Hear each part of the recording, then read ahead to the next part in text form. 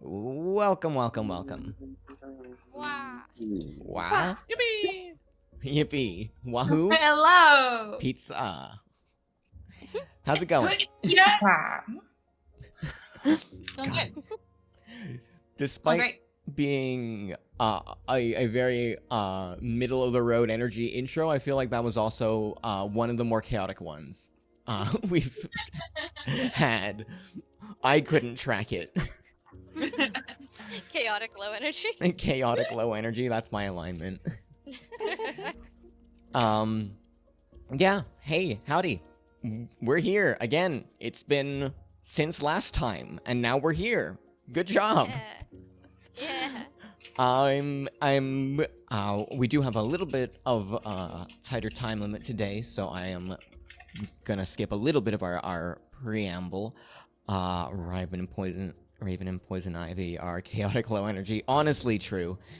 But yeah, I'll get into things quickly, and of course, as always, you can find all the stuff I'm gonna shout out here kind of down in the description, so check that out if you want to check anything out. But of course, the maps are brought to us by for the country and world map, our friend of the show, Caesar Volpe, fellow little streamer friend of ours, player in another one of my games, several in fact, as time has told.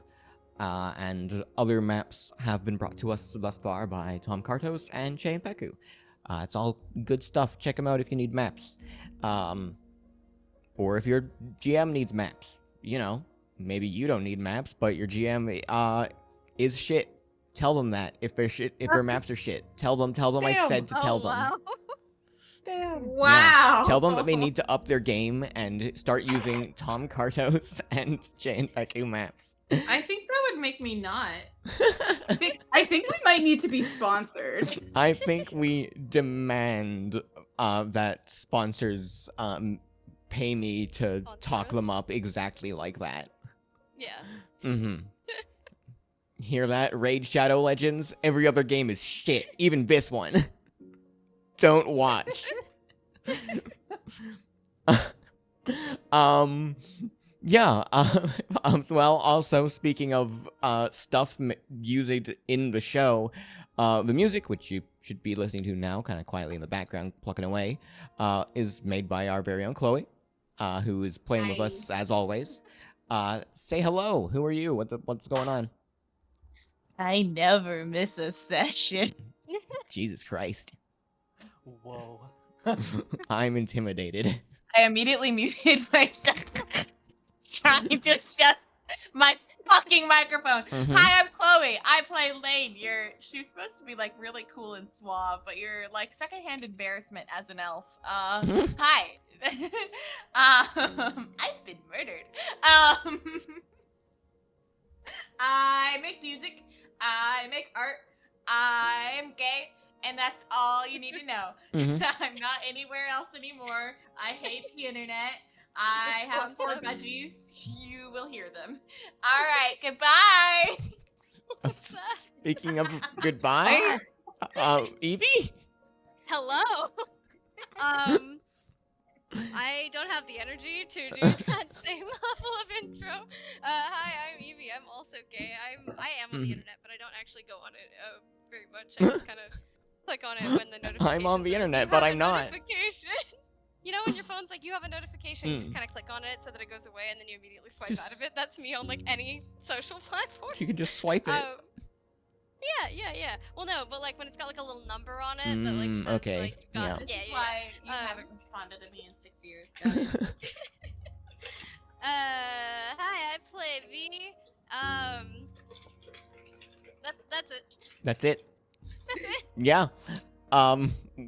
Well, continuing on with the incredible, segues into new people. Speaking of that's it, how's it going, Konnie? Hi.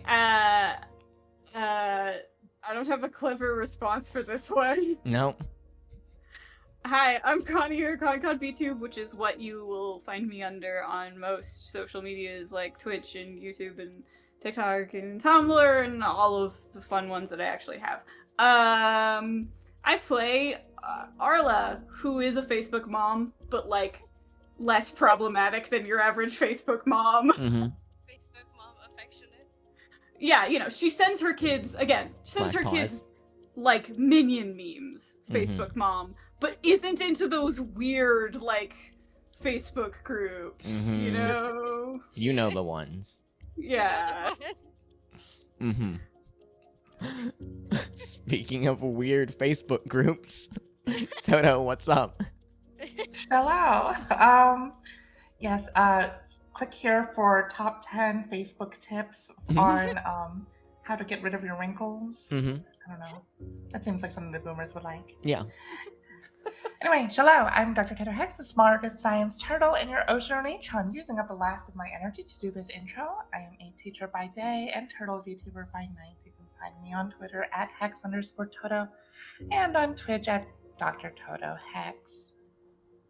I play Shang Sui, who is a ball which now has money in it. She's a floating head in a piggy bank. Pretty much. Money ball. Can't wait to crack open piggy bank. No! Hammers will be used. No, my money. Speaking of my money. Miss, how's it going? Hi, I'm miseliadev, YouTube, Twitch, some other platforms as like the Unspeakable Bird app. I've been posting schedules and stuff on there again. But yeah, I vibe. I play Saki. My head is a little everywhere today, but that's pretty fitting. It's good for getting into my character. It's actually the ideal headspace for Saki. Yeah, especially while she's in reading book mode right now. Reading frenzy. We just have like a leash attached to her so she can read and walk at the same time. Yeah, she's just That would be hyperfixating. awesome. We've laid out one of his shields and tied a little rope to it. She's just sitting on it. That'd be so fun though. Arla absolutely had one of those kid leashes somewhere. I'm so mad because now that just sets up like the perfect tangent to come to me last because you said headspace. No. Oh well. Our tangents never make sense. Never. No. It's a real shame that Arla never actually stopped using the kid leash because maybe she wouldn't have lost her kid if, you know. Yeah, really, she really should have kept on that for much longer. Yeah. Should have kept it going. You never grow out of the leash, really. I don't care if you're an adult. You're going on the leash. What if I lose sight of you? Yeah. No, exactly. So yeah, the last but not least, I lost where our last intro left off, but speaking of what if I lose sight of you? Okay, speaking of being on a leash, I guess. Hi, it's me. I'm the GM here, and I'm wearing a collar, I guess. Oh, never mind. Yeah, no, this is a bad one. You're on activation. Abort. Hey, you already know where to find me. It's here.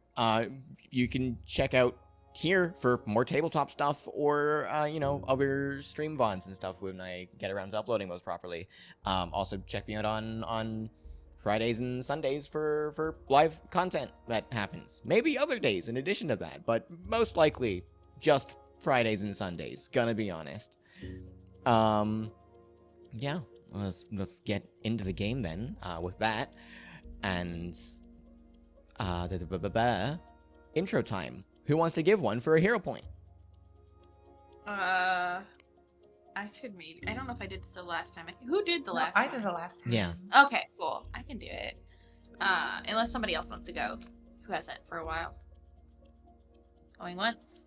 Going twice. I think you're good. Sold I to the think you're embarrassment good, in the yeah. back. Mhm. All right. Wow, my notes are scattered. They look like they took place looks like I picked this up halfway through last session, so here we go. I Last always we love left off- the ADHD bomb that is the Chloe recaps. So good. Mhm. All right, ladies and gentlemen, last we left off, we were being raided, but that's all right because we took care of the raiders, and we killed them. There was like a dampier guy and a weird melty guy. Yeah, easy peasy. They did totally knock my husband out, but he's fine now. He's good. He's fine. We sat there and we like questioned Garrett, who was like, "Yo, Dad, fuck you. I'm a bit man now. I'm gonna go make a difference in the world." Joins a terrorist group. This is So the best recap ever. Relatable. It's true. It's so good. So we yelled at him for a while, being like, "Hey, like, yo, that was kind of stupid. How did you even end up with it?" We questioned him for a bit. We found out he was given like a pamphlet or like a poster rather, so that he was able to join the Diamond Bloods because people saw like his frustration and that he wanted to make a difference in the world. And yeah, and on that poster was a rather familiar individual for Lane, who totally didn't like cause any PTSD for her whatsoever. It turns out he's the leader of the Diamond Bloods now. I literally have "fuck this guy" written in my notes. And yeah, you can also bring that poster to any camp and gain access, plus a milkshake and a free burger. And yeah, also upon questioning Garrett, we discovered that his mother likely passed away and that his dad was a bit of an absentee parent, which totally gives you the right to join a terrorist community. Ask me. Yes, anyway, but we ended up giving him community service for his crimes. It was later revealed that Arla is looking for her mother. I wrote that was probably the person who gave her the poison vial. And that she's also looking for her mother because her mother stole her daughter. Quite the family drama. What is this sports announcer voice? Quite the family I think, drama. like, air horns at the back of like every show. In addition, we also discovered later on, verbally confirming that Arla is in fact a changeling. I knew it. I knew it from the start. I totally didn't figure out halfway through that session and go, and then aggressively message Konnie at knife point. Please note, I have in my notes, Arla has kids? Had a kid? Question marks? And also discovered that Rorik's apparently a witch warden. They guard against the Fae. Yeah, and then we decided to leave. We decided it's finally fucking time to go to Bruham. Yep, that's the one. Began making our way there. Along the way, we passed by the graveyard that Lane was buried in. She decided to put the poster in there along with the choker that she usually wears, revealing the horrific scar she has across her neck from, you know, dying, being murdered, bleeding to death. And I totally don't regret putting the poster in there because we'll probably need it later on. That's fine, I'll figure it out. There's also a giant automaton who was my friend. I call him Frederick. More like Friendrick. Frederick! Ah, beautiful. Speaking of beautiful, and that is Toto. Shamsway found a hand with coins in it, a bony hand with coins sticking up from the ground. It was like a skeleton hand. She somehow managed to successfully knock the coins out of the skeleton's hand and take the money. The skeleton hand then receded into the earth. None of us saw that. It totally won't have repercussions later on. That's all I can remember. And that's all I wrote. Yeah. Thank you. Have a great day. I always feel like Like and subscribe. although you cover all of the key points that happen in the session, I end up more confused after the Chloe recap than I was before. It's so good. I love it. This is why it is recorded. Just go watch the last episode. It's easier than listening. Every time I call for a recap, just go to watch the previous episode in its entirety and just continue this until you've watched every episode in backwards order. Before each session, we need to have like a previously on, and it's just like a really badly drawn cartoon version of what happened with Set Chloe to the doing, like, recap. all the voices. Yeah, with like Chloe doing all the voices. An for, like, Ant-Man the Drunk style History episode. Louise. I would love to do drunk history on this world. Mhm. Like, I will get drunk for it. Screw my liver, I don't need it. I think you do. No, I don't. Mm-hmm. We need the Aw. Ant-Man style recaps for yeah, forever. yeah, exactly. Yeah. Ant-Man. Oh fuck, that's the best trailer for any Marvel movie ever. God, that one blows anything out of the water. It's just fucking nonsense. God, yeah. That's right. So go ahead, mark your extra hero point for the beginning of the session. I'm gonna roll our 20d20s. Oh Oh yes. yeah, we gotta do that as well. Absolutely. The most important part of the pre-session is the luck check. Holy fuck. Wow. Shang Tsui is blessed. Oh shit. Well, I am in the middle of the road, which I suppose I'm is where you dying would again. like me to be. Yes. Shang Tsui will in fact kill and eat God today, Yes. based on That is my the luck goal. roll. Yeah. Unfortunately, in the process, you will have to leave the ball, and then that's just kind of difficult to get back in. Oh no. What's my speed if I leave the ball? Like 2 feet per I second. have 3 natural ones in my luck roll. I am. Wait, how do you see that? If you click on it, If it you- drops down. Oh, Yeah, I if have you just- 2. Hmm. But I do have a nat 20, so technically I only have 1. I have a nat I 1 have the and a same nat thing, I have 20. 2 and a I nat also 20. got a nat 1 and a nat 20. Oh my god. I got no nat anythings, which is not crazy, but a little rare. Balance is all things. Should Well, be. perfectly balanced as all things should be. Yeah, exactly where I should be as the GM. Let's go. But yeah, Good. as the day does start, we focus back in on the session. Everyone kind of starting to finish packing up their tents and whatnot, their bedrolls. Shang Tsui, of course, adding the mysterious skeleton money to the piggy bank that is her orb. Yes. And you know, starting to get ready to pack up and start on your second day of travel in towards the city of Bruum. As you kind of continue on your way, I'll take a survival check for sense direction from someone. Can I roll fortune telling instead? Also, why do I have 2 hero points? I just reset it down to 1 if you have more than 2, unless of course you're lane, in which case, Right. yeah. I rolled a 22 in survival. So you did. Yeah, certainly more than a success as you kind of watching the sky, knowing where you've come from, kind of get your bearings and begin moving onwards, traveling over kind of this hilly area just on the edge of the forest.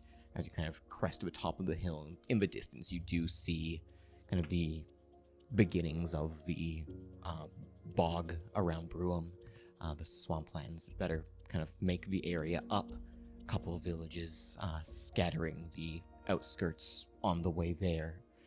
One that'll probably meet your path as you go through. But still quite a ways yet. You probably won't get there by tonight unless you make really good time and you kind of continue on forward.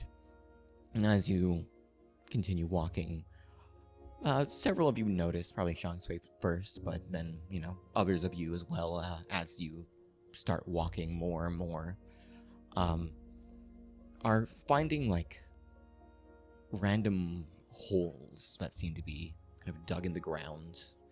None of them crazy deep, or most of them, at least. A few you notice before, you know, anything is too late and you tumble into, like, a 5-6 foot hole in the ground, dug in these plains, and it's no visible sign of like what might be digging these nearby, but certainly like piles of dirt up on the side of them, and all kind of seemingly built in random depths.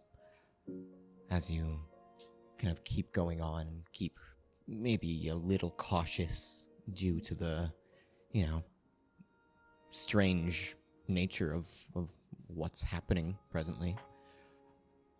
Your senses are kind of tuned to what might be around, and you all start to hear it was kind of like muttering. It's kind of distant, kind of muttering, perhaps cursing. What? Give me just a moment here, as I check. Saki, you recognize a language being spoken. It's one that you know. It's clearly Dwarven. And they're muttering these words in a low, kind of gruff voice, perhaps a little bit incoherent. Oh. The person I'm speaking to must take 1 second. Me, anytime I address a person. Sorry, actually, just 1 second. Just... You were talking to me? Yeah, just 1 second. Yeah, I got... Sorry, I know you were... It's really inconvenient when I'm, like, trying to order food at a restaurant, and it's just like, yeah, I'll get, but... Oh, sorry, 1 second? Yeah, sorry, just give me a bit. I'll be right back, sorry. Like, you took the rest of a table's order. Yeah, sorry, I gotta deal with this really quickly. It's important. I just keep imagining, like, somebody having to grab Saki and, like, gently pull her out of the way of a hole. Mm-hmm. Yeah. I can totally see it.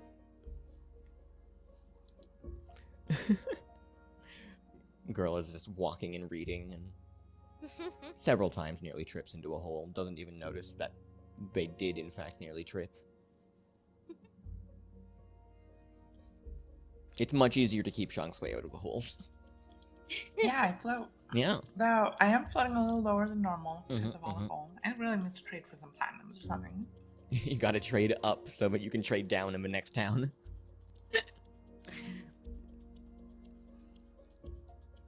Just gotta get a bag of holding, clearly. True. Put Shank's way in the bag of holding. Oh no! Perfect. Rip Shank's Finally way. learn what happens in a bag of holding. Sorry, I'm back. My getting ready for a convention this weekend, and so I was talking to one of my housemates about that. No, I get you. But yeah, you recognize yourself the language being spoken here. That's kind of being muttered. It sounds kind of frustrated. It's mildly incoherent, but it is certainly a lot of cursing and repeating of these like similar phrases, kind of a little bit distant, a little bit muffled from being partially underground, but kind of fucking where is it? It's got to be around here somewhere. Where is it? Fuck. In Dwarven. Approaching towards the sound, Saki would say, also in Dwarven, are you all right? Are you having trouble looking for something? As you kind of peer over the edge of one of these holes, you kind of look in, and as you might expect from the voice, do see what seems to be a dwarf with pick over his back, shovel in hand, dressed in kind of miner's attire. Clearly his beard is quite gray, as is the rest of his hair. He's not young, certainly. Kind of stops for a moment and like looks at and then kind of past you and like shakes his head and like, it's gotta be around here somewhere. Where is it? Fuck. Damn it. Where is it? Goes back to digging.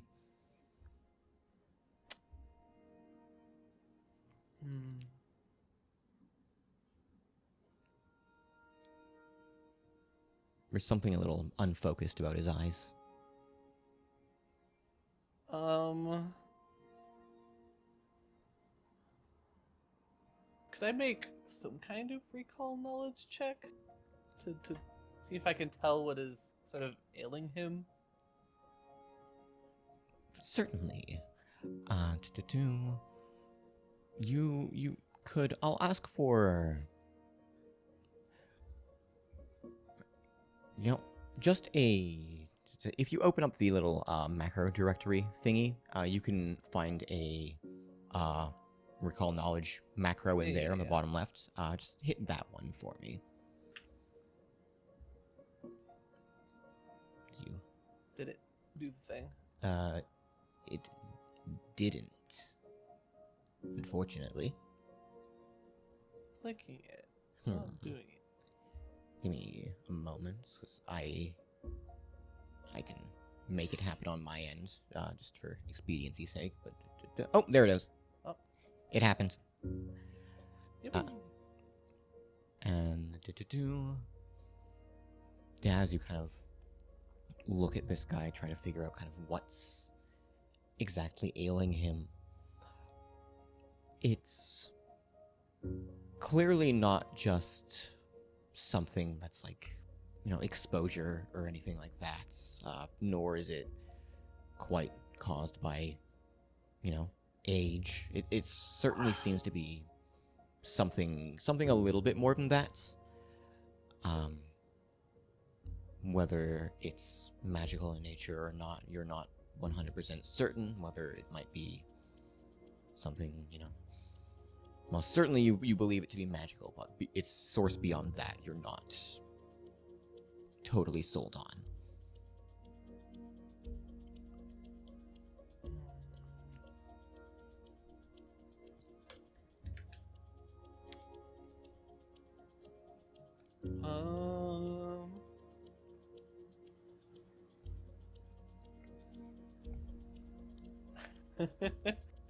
Still wanting to help. Saki would, how deep is the hole? It's deep enough to like cover him, but he's not particularly, blessed with height as a dwarf. It's probably around like 4 foot deep. Sliding sort of down into the hole with him, Saki would try to put her hand on his shoulder and say, are you alright? He almost, seems to almost respond to your touch, before, trying to continue moving, although it's a little cramped in there now with the two of you in the hole. He's not quite able to keep digging with the space that he has, not that it keeps him from trying. Maybe, elbows you in the thigh a couple times, as he just tries to bury the shovel deeper into the earth.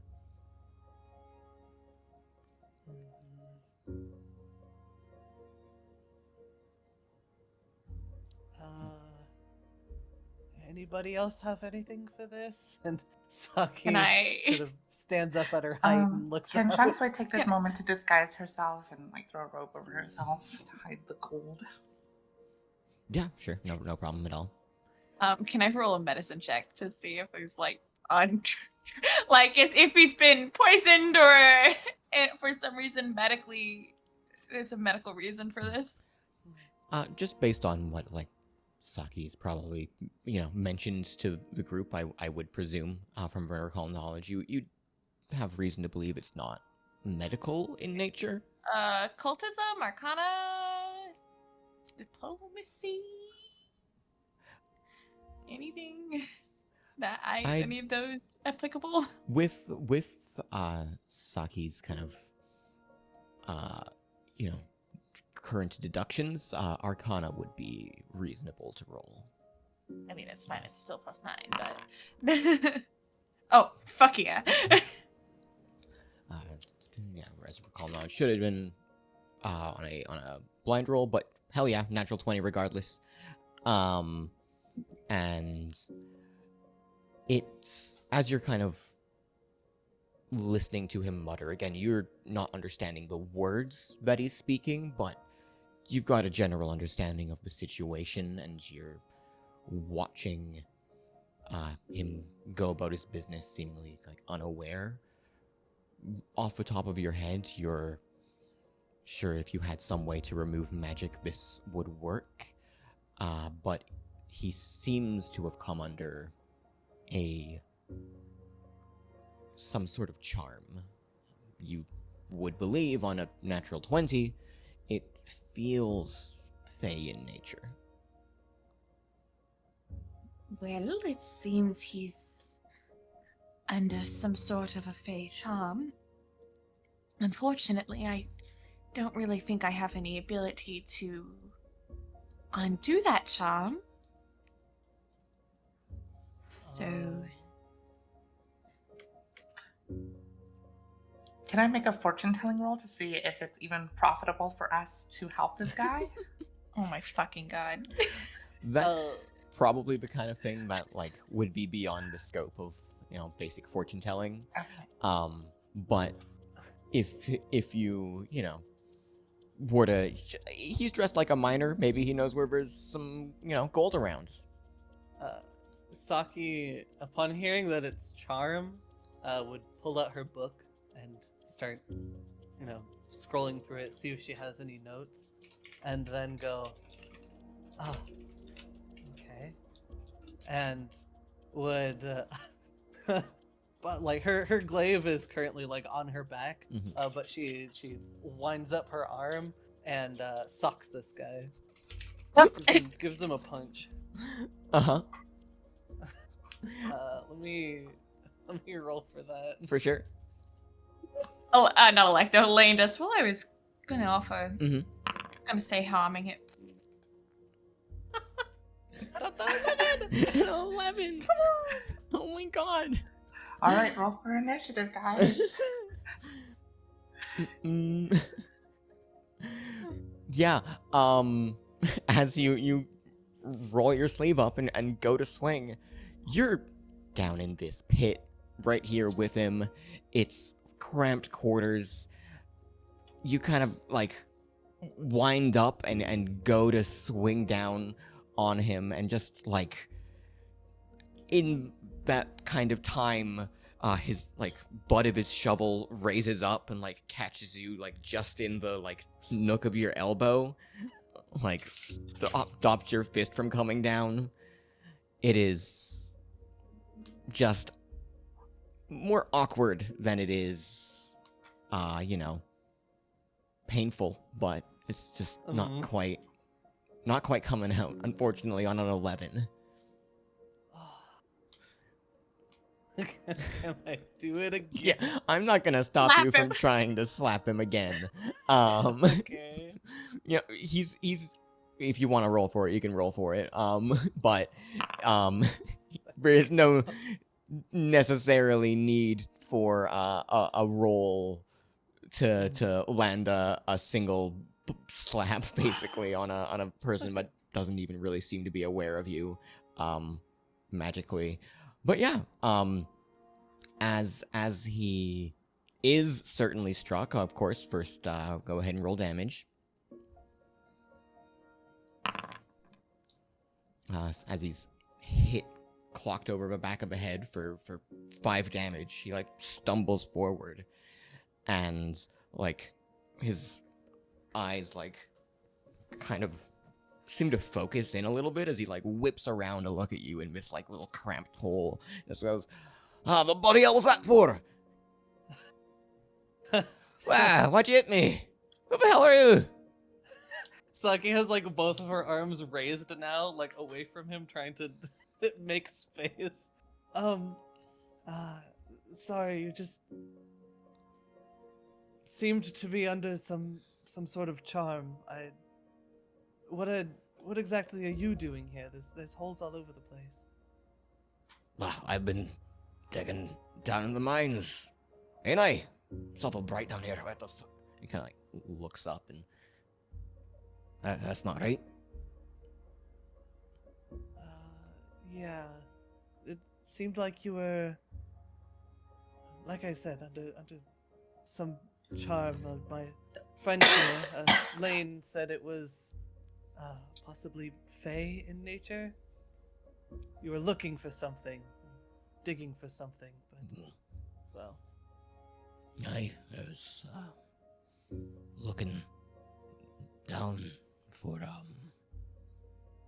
something quite old, but clearly didn't work. And now I'm here. Good lord. What towns are nearby? Do you know? Clearly I'm off in the wilderness somewhere. We should get out of this damn pit. Saki nods and climbs out.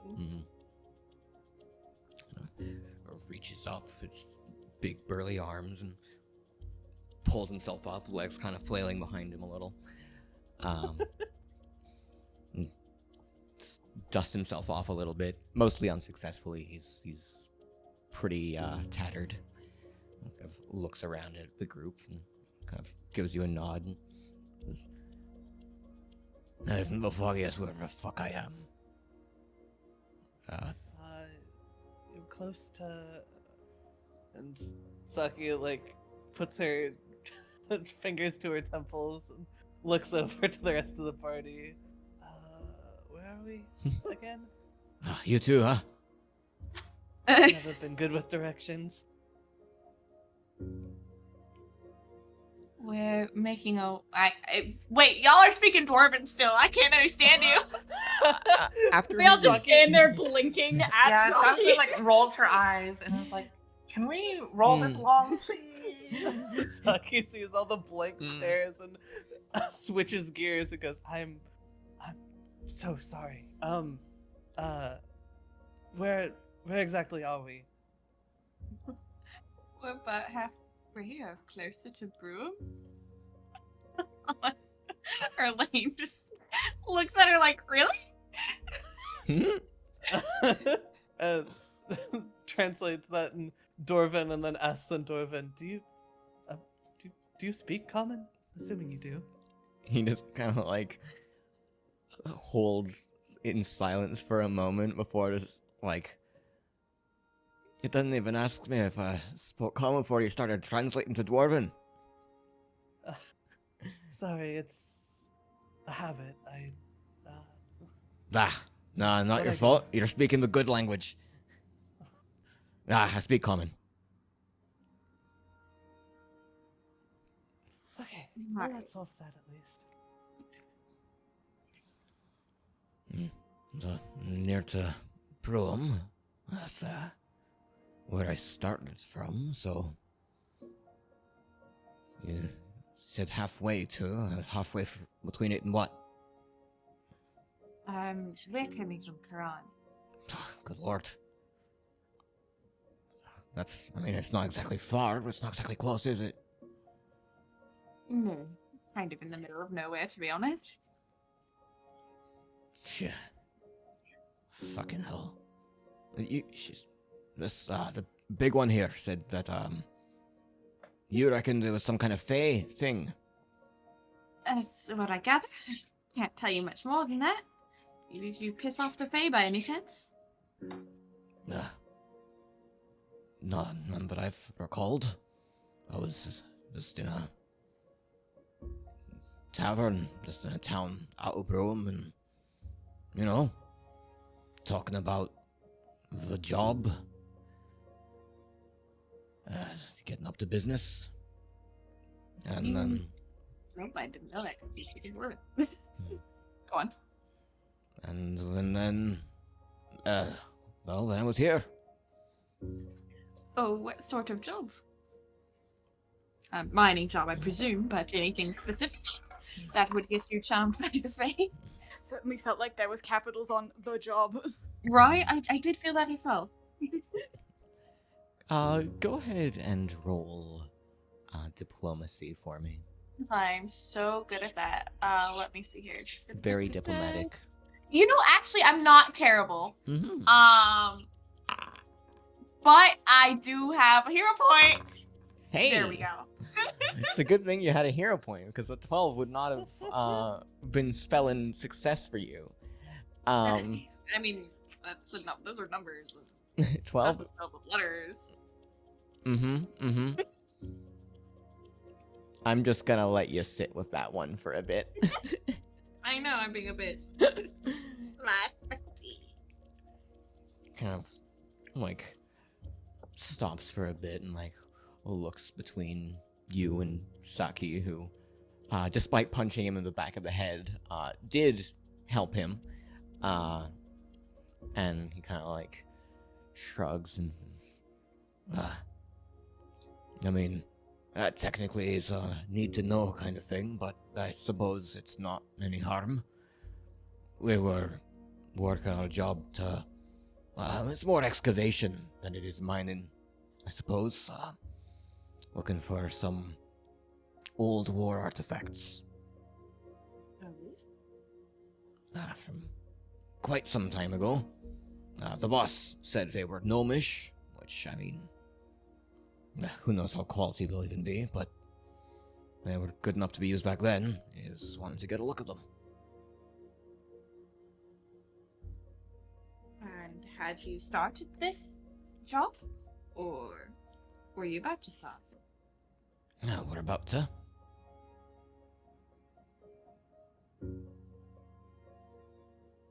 Do I, like, is there anything I would know about gnomish artifacts getting, like, A, gnomish artifacts? Because I know we have some dealings with, like, some older stuff, too. But B, gnomish artifacts? Jesus fucking Christ. That might get you charmed. I'll take a society check from really any one in the party. Y'all can all roll this one because conversation's happening out loud. We live in a society. Oh my gosh. I am bad at this. I know nothing about dwarves. What is a dwarf? Oh, Who is a some dwarf? kind of How is a food, dwarf? maybe? So Lane 21, Saki 18. What's V gonna come out with? Hello, sorry, I am back. Society? Society. We live in one, as Toto so eloquently put. You're right. The rest of us are aware that we do, but that's about it. Yeah. So yeah, Arla V and Changswei are in fact aware that gnomes exist, and that they do in fact have old things. Wait, gnomes or dwarves? This guy was on a dig for gnomish artifacts. Oh, but he specifically. is a dwarf. Got it. Yes. Okay, I was confused. Saki and Lane, however, Saki from books, Lane from, being an elf and just being a noble and all sorts. They skipped this lecture, apparently. Would be aware of some centuries old gnomish war weapons that were once used in a war against the Dwarven nation, just neighboring out to the east of here, of Daldarim. Graelia used to be a gnomish nation before their war weapons turned against them once upon a time. And new residents live here now. And that's you guys. As for whether they can charm someone, you're off the top of your head not sure. Some of them might have been capable of such a thing. Can I roll deception to pretend to be a gnome and try to convince this guy to give us some more information here?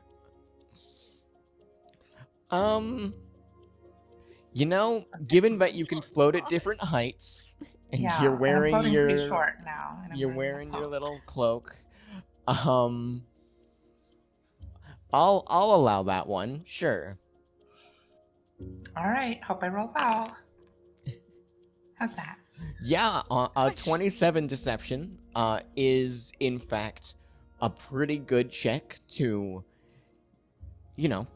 you approximate the height pretty good in your head. You're floating like 2.5, 3 feet off the ground, and you're pretty covered up. So what are you saying? What are you doing? All right, I shuffle on over to him, saddle up right next to him, and say, I see. You're looking for one of my people's ancient artifacts. I see. Is there any artifact you're looking into in particular? I am actually quite knowledgeable about these things. Perhaps I could be of some assistance to you. Well, it's not exactly something we're on the payroll to know all that much about, but I mean, the boss man gave us a description of it at the very least. It's supposed to be like a metal man. A metal man, you say? I see. I Right. like glance over to the other party members. And I'm like, are you getting all this?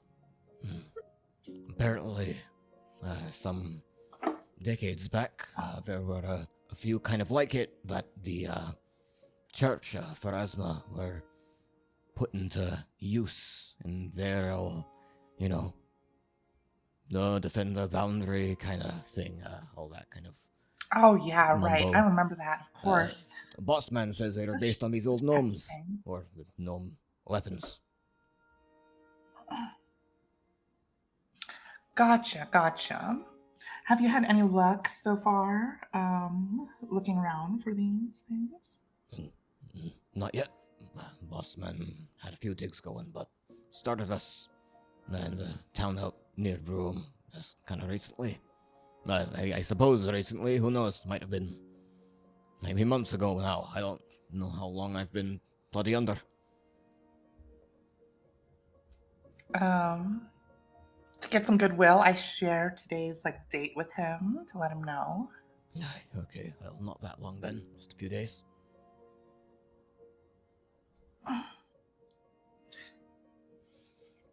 Let's see, what else can we say here?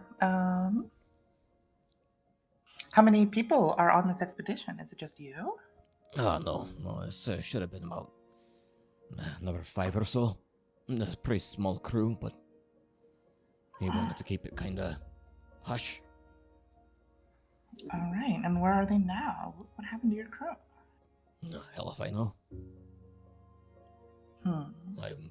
That's not a good sign. I don't know what happened to me. How would I know what happened to them? If anything even happened to them. Might be I just brushed up against the wrong Fae in the bar, you know? Okay, can I use an Arcana? Well, I know someone else did an Arcana check. Is there any way I can check, if he has been, touched? I know we already established that he has some Fae, but can we get a little more specific? He got charmed by a fae. Mm-hmm. Yeah. So Or could I use fortune telling to see where his fates lie? It's kind of difficult to get exact information from Right. reading the fates, but you can certainly try to get a broad picture. Oh shit. Yeah. On a broad picture, on a 30, you certainly do get, as you kind of, focus on fates, sit him down for a bit, get him to, read the cards and whatnot. He passes you his palm, whatever it is that you're doing in this exact instance. He looks a little skeptical, but you, and for the first time since you've been doing these fortunes recently, certainly get the sense of foreboding potential doom.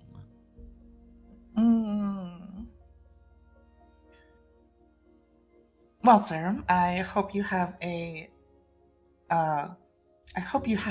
much more luck finding the rest of your companions and these artifacts.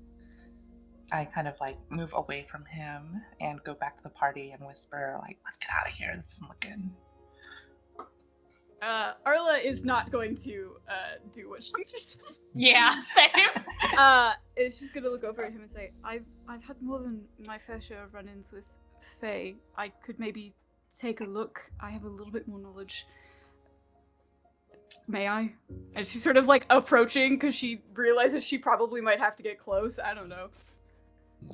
I mean, it's not gonna do me any harm. Any more than's already been done, is it? Go ahead. Unlikely. Is that? Because she would be drawing on a lot of the training that she has, as well as like specific, like exercises that Arla specifically has done. Yeah. So I'm not sure would that be like. I'll say this would make sense to me as like an esoteric lore. Sweet. Kind of check. On a 17. And what exactly are you trying to like divine here or figure out?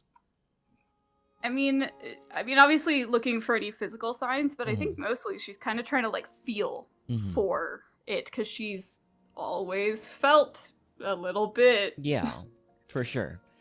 You do absolutely get the sense of Fey magics kind of having faded off of him. That sense is certainly there on you. It's something you can pick up on, no problem. Perhaps even more concerning, and it doesn't feel the same as that you're most used to, but you certainly feel familiar tuggings on the weave as those that your parentage would weave. Not quite the same flavor, but similar. A little weaker. But Covenus magic certainly kind of drifting away into the air.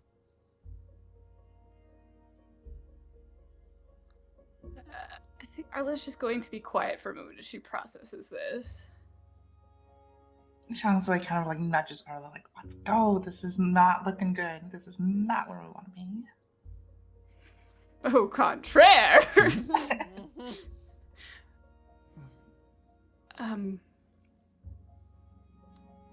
So, good news is that I might actually have an idea. Bad news is that, I might actually have an idea. I would recommend that you probably go and, I would recommend being around others and, people you can trust. You're probably fine, but, just in case. People who can stop you from wandering off. That's the thing. I trust me mates. Clan. And it didn't exactly help, did it? Oh, no. No, it didn't. Isla's gonna kind of go back to the group. And I'm feeling... I don't know 100%, but there is a chance that it was something to do with a hag. It looks at Lane, shakes her head, doesn't say anything else. Shangsway not really understanding what that has to do with anything. It's just like, Arla, let's go. We don't have to deal with this guy. Yes, they're like a fey creature. They're not very friendly, mostly. Turning towards the Dwarven man. Sorry, I can't remember if you mentioned before, but when was the last time you remember seeing your group? It was only a couple days ago. The day your friend gave me was right. Okay, but like where? Well, we were just about to head out from Broom to one of the towns nearby, just on the edge of the swamp. We were drinking the night before. Alright, well... More than likely, try to make your way to somewhere that isn't Brewham. Possibly Charon. We just stopped that place from, being in danger, so hopefully no more dangers immediately come there. But Pretty please, knock on wood. Knock on wood. Punches a tree. God, country's fucking falling apart there, isn't it? So it would seem. We are heading towards Brewham to investigate some other things, so we'll keep an eye out. Do you have a name for any of your mates? As in, like theirs, or for name to give them? I mean, Yes. a little bit of both. I am now realizing that I haven't asked for yours. I suppose I have not really for yours either, so it's not really either way. Name's Drach. And you can find him under the Ember Mining Company. Did you name a dwarf Darak? I can spell it for you. Please. I'm hearing like Drac, if I'm pronouncing. Yeah, like Okay. Oh, you could absolutely pronounce it as Darak. Dwayne Sorry. DeRock That'll help us Johnson. remember it. Sorry. Side tangent. Mm. Name is Saki. Any of your mates' names, so we can, call out to them if we see them. Let them know you're okay.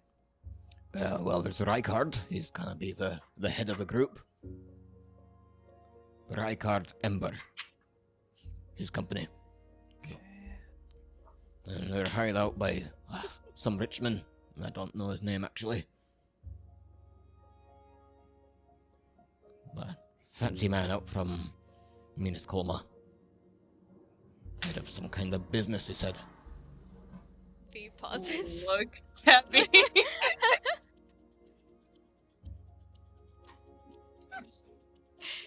Lane's just sitting here like looking Fair. between Arla and V, like what's happening? Or at least I think he was the head of a business. Could have been some fancy what, I don't know. Nods. Looks distracted. Any others? That's the only one you'll really need. We've all got a little symbol here. Kind of, like shuffles into his pack, like looking for something, and like hands you a little, like, seems like almost like a business card, like a little scroll, tiny, that's got a little, like, flame and like sigil on it with some little filigrees. Like, anyone's got one of these. We're all dwarfs, so. That's filigree. Sorry. Can I get the spelling of the guy's name Of course. you mentioned? Thank you. Would have never anticipated the Y. Ricky, when I catch you, Ricky. Ricky, when I get you, Ricky. Sorry, one second. And the Ember Mining Company.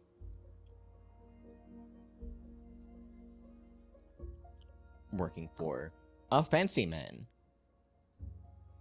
Mm. Alright. Perfect then. Well, we should be on our way. And from the sounds of it, you should be on yours. Just Hang on a second. Can I Tread ask carefully. one more question to this dwarf? You Does- want us to leave, and then the moment we want to leave, you want to stay. No, because he mentioned a fancy man. Do you know anything of like the jeweled hand or the diamond blends? Well, Diamond Bloods have been hearing more and more about lately. But again, bloody hell. Those fuckers keep rising up after they do one thing after another. But Lane crinkles her nose. I suppose you, as a, well, fancy elf, you'd remember them too last time, huh? Yes, quite plainly. A shame they couldn't have stuck to what they were doing in the meantime. Ah, well. As for jeweled hands, it's, they're just, merchants and all that, and they just conglomerates, kinda. Chanceway nods and then like thanks the dwarf for his time and then just like quickly shuffles off and like it's like all right, finally, let's go. As well, I've asked for what you've asked 3 things. Was do you know anything else about the fancy man? And she kind of like, and Not in particular. He's got kind of grayer, maybe silvery hair. Not all that unlike yours. But okay. Wait, Older fella, so kind of motions to V. But older fella, so you know, they're all crying. Gotcha. The expression on her face is like that, like, frozen warbly smile. Just like, Looks at me. Side-eye, like the monkey side-eyes me. bombastic side-eye. Lane is definitely giving me a look like, we'll talk later. If that's all, I suppose I should. Up to Kran, you said. It's just Yes. that way, is it? Yes. I'm not exactly keen to abandon the project, but if I'm You know, getting sent out for into the what- wilderness, it's not maybe not the time for it. yeah. The health and well-being of... I'm fucking Electo right now. I can't shift out of it. Help! Your health and well-being is rather important. I'm gonna strangle a bird. I'm so sorry. I found it. Break. I don't even know which one it is. No, I mean you're not wrong. I'll send them a missive if I can. Hopefully they'll still receive it. I reckon that they probably haven't left the city if something happened to one of us the night before. If they are all even, still involved. Gives like a kind of Keep an fuck eye. it shrug. We'll keep an eye out for them in Broom, since that's where we're headed. Mm. I can write you to ow, I'm being bitten. I can write you in Kron if you Do I know, like, a cheap inn? A specific, like, cheap inn that name I could give him? Reasonable to assume that yes, you would know some. You stay Cheap at inn. the Musty Cauldron. Okay. I could send a missive there. Mhm. Love it. Always taking suggestions for inn names. So The please, the Budgies Enclave. I could. the Bushy's Enclave. Mm-hmm. Really That's quite where Ollie delightful. retired to. Yeah. It's a very, Yeah, she's totally very Budgie. colorful, very short Tengu runs the place. Hang on, who wants to be a Budgie? But yeah, kind of nods and Budgie's Enclave. Fine, all right. I'll You check don't in have there. to stay there, but I'll write there should I see anybody, and you can go there and check if there's mail for you. I'm not gonna cause myself any extra stress. I'll just check in there. It's fine. Tell the owner I say hi. Will do. What's the name? Seraphim.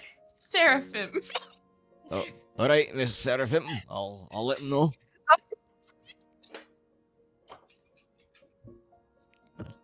Sorry, that's the owner's name. My name's Lane. That's gonna. I'm digging a hole for myself. Have fun with that conversation. Cocks an eyebrow and again gives another like kind of fuck it shrug and starts to like trudge off, shovel over his shoulder, pack on his back. He is a dwarf and he was digging many holes. Exactly. Mhm. And yeah, you're all alone in the road. Many holes nearby, and can certainly keep wandering or chat amongst yourselves. Now that you're alone, if you wish to, can also save any chats for camp. Camp chats, camp chats. Lane's just Mhm. rubbing her eyebrow at yet another social failing. Yeah, then we continue onward until it is time for Baldur's Gate 3 camp chats. Skip chat. Okay. Shangshui wants to bring this up, and this is like totally like in character, but like she looks at the rest of the party and it's like, okay, listen, we could stop for every so and so on the road that needs help, but we have important things that we need to do, and time is of the essence. Like, we can't stop for every single person on the way. Have information sometimes. They happen to have useful information this time. Besides, it's not like there's gonna be a person needing help every single day, every single mile. Right. But like, and I know like Shangshui is in the wrong in this one, but this is just from her point of view. She's just like, let's just get on to Bruum already. We said we were gonna go there. Like, don't you want to help? Like, take care of the Lord and everything in Quran. Like, the faster we get this done, the faster we can return to Quran and keep it safe. Saki doesn't answer immediately, but after there's like a little bit of silence, she speaks up and says, I want to try to do good wherever we can. And if it happens to be helping somebody who's lost and, charmed on the side of the road on our way from one place to another, then so be it. That is one more person that is going to get home safe. I don't disagree with Saki at all, in fact.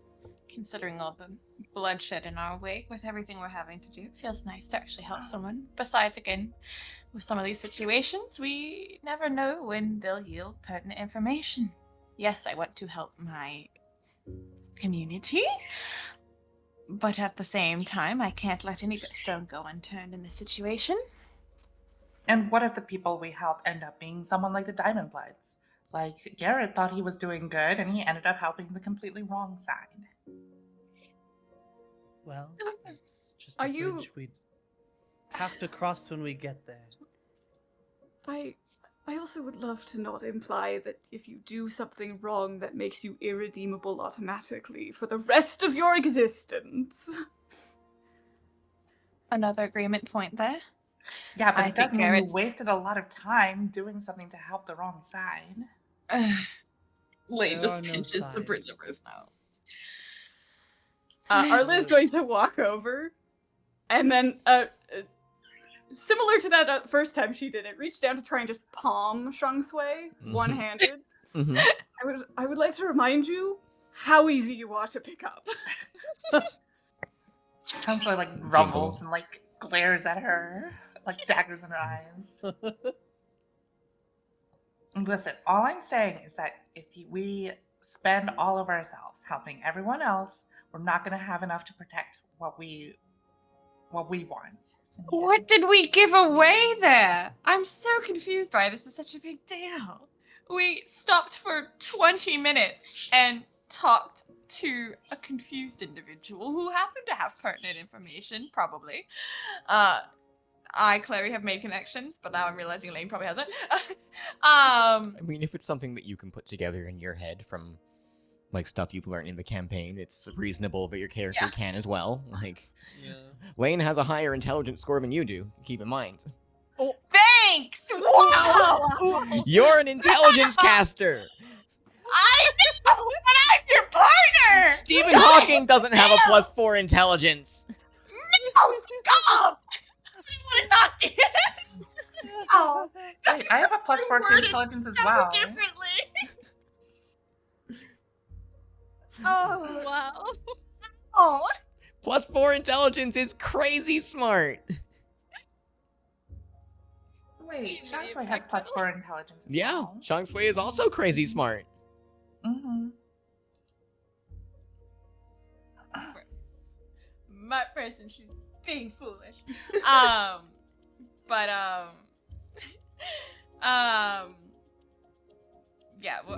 well, I got so thrown off from that. So mad at the implication your character is smart. Okay, never mind. The way you fucking worded that. Goddamn.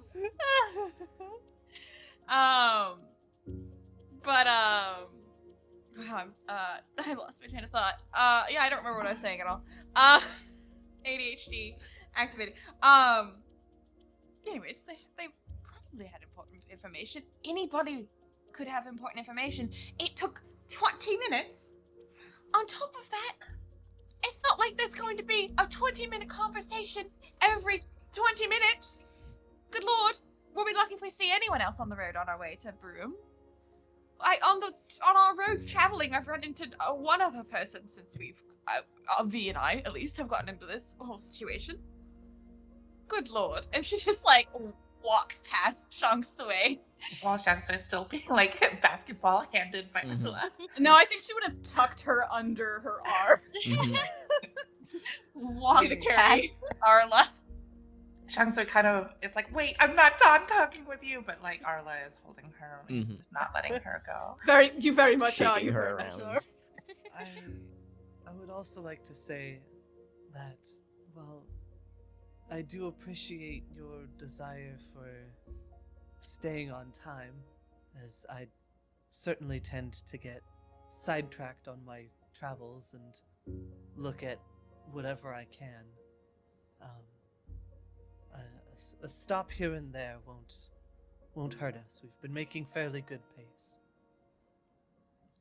All right. All I'm saying is I'm just warning that we can't just be giving out like free kind handouts to every so-and-so on our way. This time was fine, but if we Lane keep doing just, that, like- we're just not going to have enough time to do what we need to do. Lane, like, from, like, 5 feet away, like, it's just like, wait, and, like, doesn't even turn to look. She just, like, motions Grandeur says, like, we didn't hand anything out! You handed out 5 damage. Saki stops in front of Arla and looks at Shang Tsui. It's being held and just sort of like leans down to her current height and gives a little smile and is like, "It'll be fine. There's no worries." Shangsu like peers above her like gold in her crystal ball and it's just like kind of like rolls her eyes grandiosely. Arla's just gonna pat Shang Tsui's ball and then will release her. I wasn't ready Released for from that baby statement. jail. Okay, baby jail. Mhm. Pat the crystal ball! Mhm.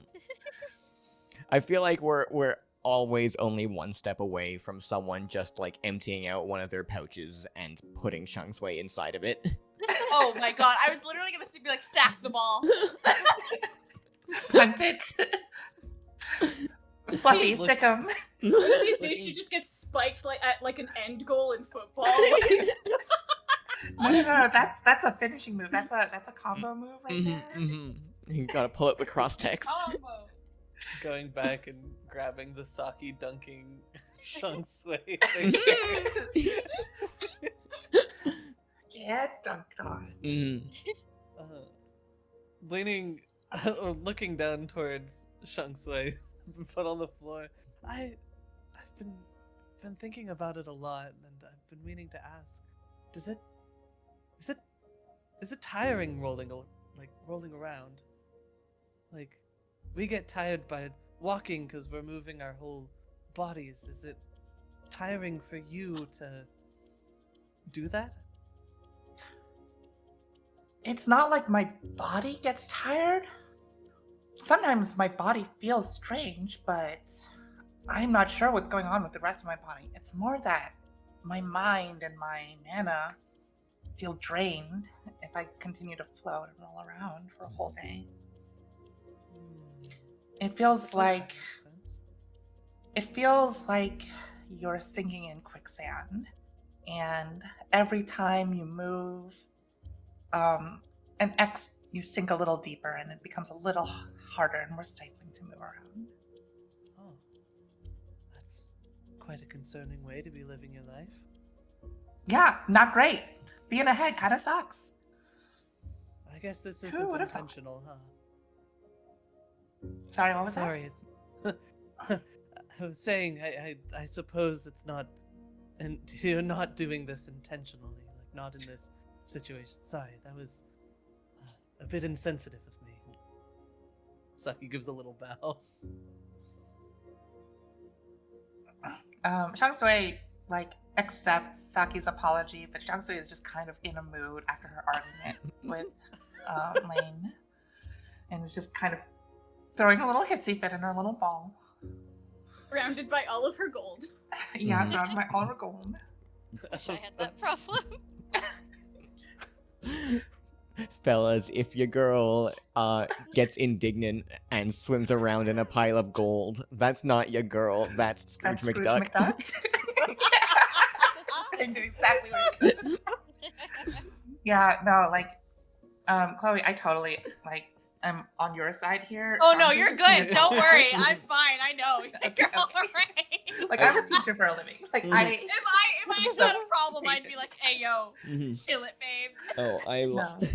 Shangsui's just a little shithead. I Oh, I actually know. really appreciate the four statement of like out of character. I'm with you Yeah, guys I do beforehand. Yeah, me too. I know. I It's just all- I don't I- want to be a D&D horror story. Trust No, me. you're good. And trust me, I actually want to like push that to our other group. Like before I yell at you, I'm not yelling at you because I'm the type where I'm really Yeah. reactive. Where like if Yeah. someone even out in character starts yelling at me, I'm like, Start aping up. it's why I typically I'm like I don't do party drama. I do it here because like we have a different dynamic with this group. I don't mind this dynamic, but other groups people can go a little bit too hard. Yeah, exactly. And I might just be like, hey, you know what's a good practice before you yell at someone? Ethan. Say out of character, I'm not actually yelling at you. Yeah. Because my ADHD rejection sensitivity is like, bitch, you wanna go? You wanna fucking fight? what? You Just- wanna fight me? Chloe becomes the mighty Ozaru. I will throw hands Mhm. if I go into blind rage. hmm Will be very unfortunate when inevitably one of us does take a hit directly through our computer screen. Oh yeah. Just You don't. complete sucker punch. Yeah. But What? it's like a very weak sucker punch. Mm-mm-mm. Jesus Christ, I'm boiling. I'm dying of heat. Oh no. I'm gonna try and put my fan up in my window. You guys can keep going, but Mhm. I'll be able to semi-hear you because my headphones are loud. Cool. Never mind, I unplugged. Just the immediate failure of a task. Thank you, Chloe. Right, I'm Mhm. I don't Sits even. up immediately, unplugged. I have no time or ability to move onward with the commentary actively of the fan. We are of course at a time of downtime. The party's having this conversation at camp, so if there's any I other, wanna have a camp combo. 1 sec, I just need to cool off. yeah. I was gonna ask if there's anyone else other than Chloe currently wants to have a conversation. While they're doing their fan. Shangsui doesn't want to have a conversation with Mhm. Lane. She sits as far as possible from her. She rolls away and pouts. I imagine that like levitating like Shangsui does is almost like power walking all day, so that's why she kind of rolls around. It's just easier. Yeah, but as she like passes by Lane, she's gonna float sassily and sway a little bit, like she's kind of being a little sassy. Mm-hmm. What's happening? Why are you doing that? Mm-hmm. Doing what? No. Shangwei's like passive aggressively floating like back and forth in front of Lane, like sassily. Like, God damn it! Lane gets up and walks away. She's gonna walk. We're at camp now, yeah? Yeah. I mean, this conversation's been at camp. Oh, okay. She's Mhm. gonna walk over to me. I thought we were walking. This happened. Yeah, usually more description before getting to camp, but just kind of trying to hurry along a little bit, a tiny bit today. Never mind. I can have this conversation another time. No, I mean camp conversations are part of the game. I'm just trying to like, cut down on like my own like, and you walk for a while, and then the camp happens, but Walking, in between, and but nothing walking. happening. She'll kind of come and slink over by V And sit down, trying to ignore the angry ball. As you do. I saw your face during that conversation. Is everything alright? She's got like her head like slumped in her hands, like her chin like on her palms, and like looks grumpy, and she's like, I feel that the person that hired them is probably my father. Didn't he say it was a dwarf? Oh no, nope. There was mention of another man with hair like yours. I'm Cartor. I'm here present. Is that a problem? Sorry. She just kind of like blows a lock of hair out of her face, and she's like, I don't know if it's a problem that like he hired them, or if it's more of like why he hired them. Because like, what were they trying to find that artifact? Did he hire them to find something for some various purposes, or was it even him? Am I just reading too much into this because I have problems? Lane shrugs, like leans against the tree. I couldn't tell you if you're reading too much into this. I don't know anything about your father. Is he the type to hire a mining company to plunder this nation for its ancient resources? Yes. Oh. It's probably your father then.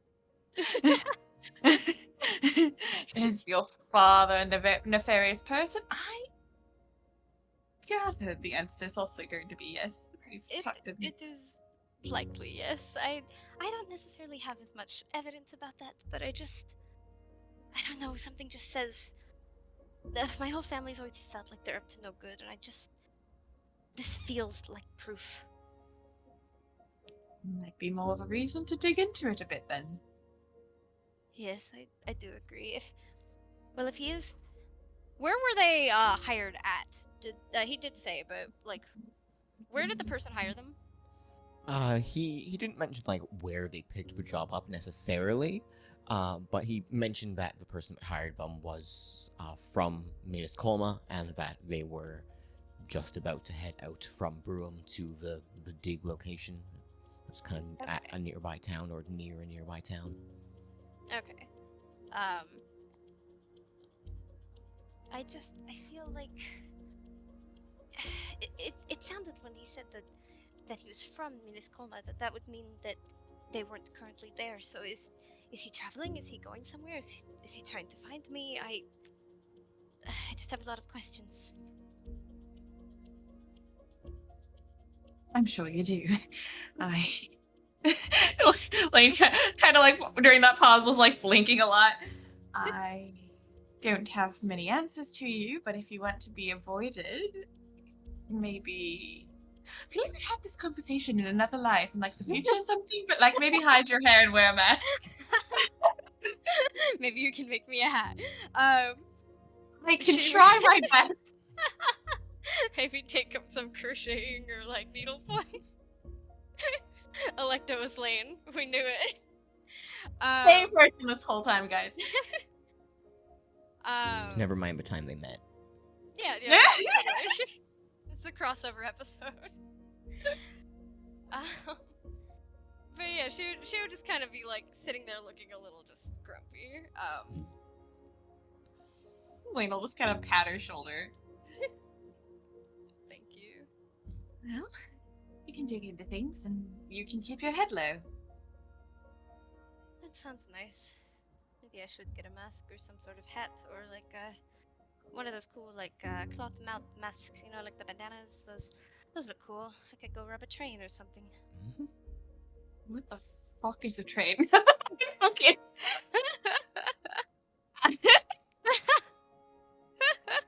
Lane kind of laughs. I was thinking you'd look good in like one of those bucket hats. You'd just look like a fisherman. A very fancy fisherman. She just absolutely just laughs, and she's like, maybe I could get one that's got like bedazzles on it, you know, like the little rhinestones or something. I would be a fancy fisher. Fuck is a rhinestone? Okay. Good lord. They are plastic. gemstone asterisk. I feel like that now we're getting into some really expensive territory, but you know, a That's t-shirt. I could put Try not rocks on it. I try not to dwell on it too much then. You know, if we see any shady individuals eyeing you down, we'll protect you. He looks relieved. I appreciate your company and everything that you all have, I don't know, just provided. This is a nice little company. We're kind of all stuck in this big, goopy mess together. It's the least we could do. Look out for each other. That is true. I'm Nudge pretty sure his the ball. shoulder. I'm pretty sure the ball would sell our souls for a single gold if she had the chance. I would absolutely count on it.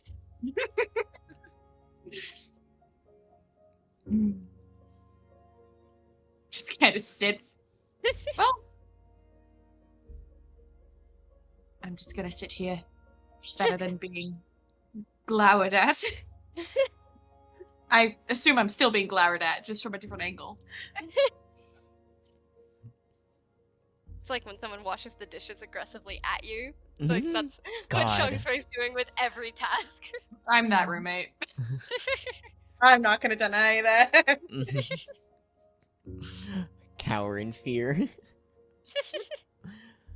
But V as well. There's, and you're not sure if it's like really pertinent or relevant in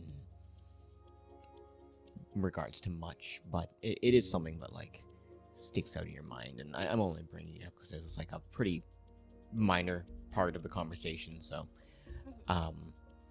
he mentioned that this old thing that they were supposed to be going to dig up was apparently something that at some point, some decades ago, the Pharasman Church, which is the deity that your family is patron to, had some similar devices that apparently were based on the same idea. Interesting. You Do we know what the devices do, or just like? You heard that it was a metal man. Right. Yeah. Oh yeah. Oh shoot. That feels relevant to the automaton that was guarding the grave. Unless they're just two separate metal men. That's probably it, right? Like, come on. How many metal men are there in the world? At least two, maybe.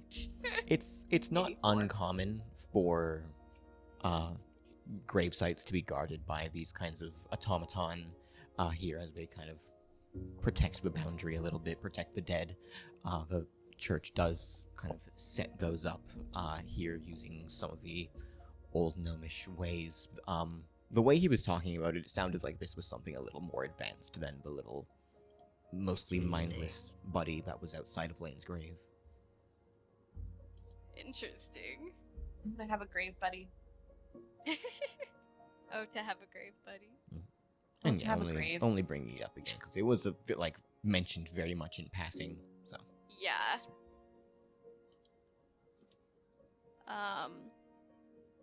If you would actually bring that back up and just be like, what do you think he was talking about with like the metal men? I Chloe know some of the history with like the gnomes and stuff, and I assume Lane would too, right? yeah, and you rolled society on it earlier, yeah. You would Well- have some general knowledge. It's just safe to assume that Lane knows about as much as the player does at this point.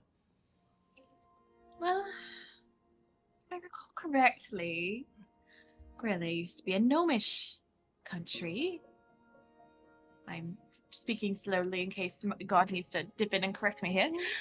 But they, if I'm correct, they'd sometimes make, like, well, metal kind of automaton-like creatures. Not creatures, they like, Being? robots? I don't know the greatest word for it because I don't know much about building these sorts of contraptions. I don't know if they were like had a soul or not, but It did they did eventually make enough that it led to like an uprising of these automatons. And Miselia it, become human.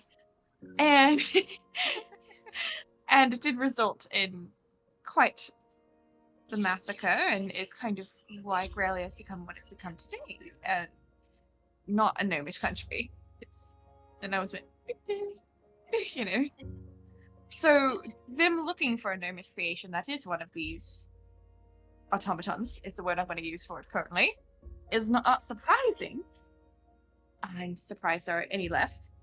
I don't remember what became of said automatons after the uprising, but yeah. I'm assuming it's one of those. Interesting. I didn't know they were religious. Or that churches, but it makes sense actually. For no, like, yes, it doesn't make any sense. I'm gonna be real. Just watching and letting Lane just kind of figure this out and talk. Lane pinning pins in the corkboard. I'm not ever going to be a history teacher. I'll teach you any language of the 7 that I know that you want, but not history. Automaton would certainly be the appropriate word to be using. Okay. Something tells me automaton is a good word there. It's not warforged. That my brain was trying to say earlier. That is a history that I feel like I didn't know that as much as I used to like study a lot. being that you are Yeah. the child of a noble. No offense to me, you seem like the type who slept through most of history classes. Well, I do admit I was mostly in the library reading novels and such, and not history books. Ooh, what kind of novels? Oh no, I'm falling to the floor. Mostly just like adventure novels, romance novels of the sort, but Just comic you know, books. yeah, comic books. Marvel's Adventures. They had pictures in them, and like POW and like word boxes, and like little spiky word boxes when someone got punched. Fascinating. I'll have to find one of those to read. I've never read one. No. So, yeah, I'd read one of those, and I believe I'm aware that Farzamara is V's family patron. I think we've talked about that. So yeah, I think we did when we found That's the come mural. up. And given that your family patron is Farzamara, Pharasma, thank you. I have dyslexia.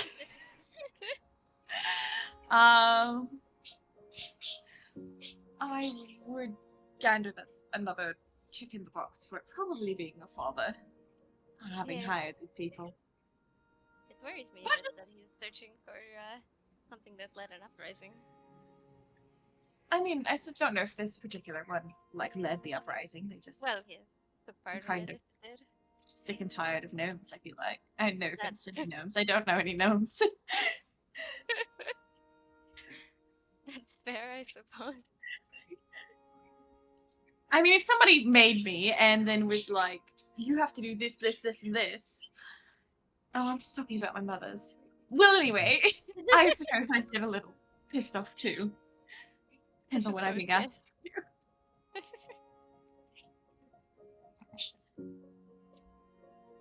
Grins.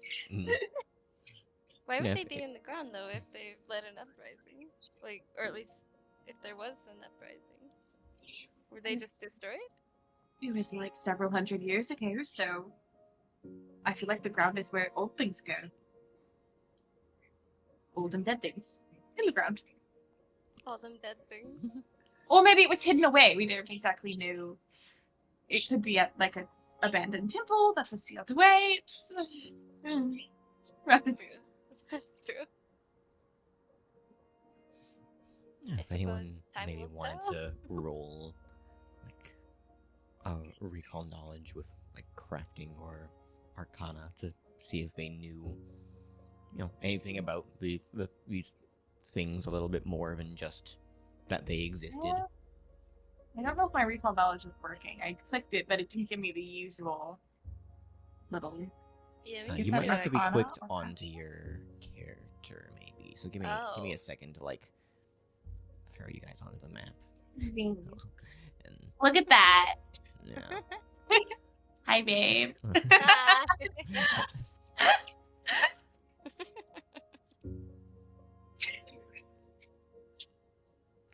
Just y'all can exist in the map just so that you can throw checks out.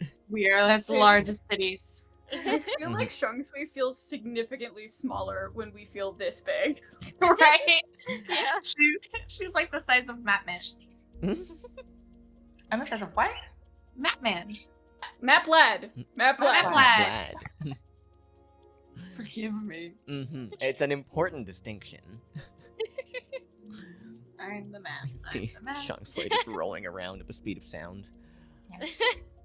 Rolling around at the speed of sound. Keep rolling, rolling, keep rolling.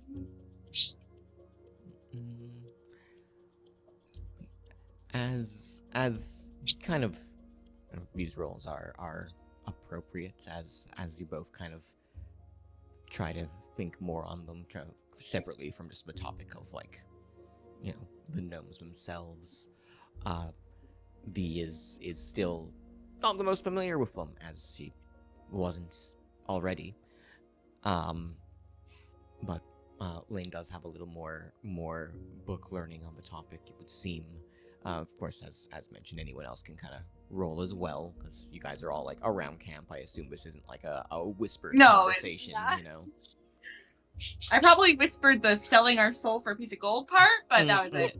No, you stage whispered that and stared directly at her. Yeah, you know, Lane is a bit petty. Of course, if we are fine just letting it be the Lane and V making the checks, we can also just continue on, because I'm I totally do fine have with a... other peeps. Like, ow, sorry, I'm totally fine with other peeps. Saki I- would be vaguely listening, Mhm. so I'll roll. Nice. Yeah, as you kind of think into the situation, it's something that both Saki and Lane would know about a similar amount to each other on.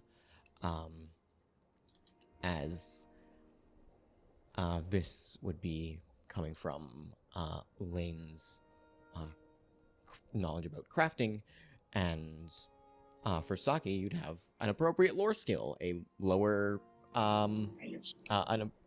a lower DC on that. So comes from Engineering. your engineering lore,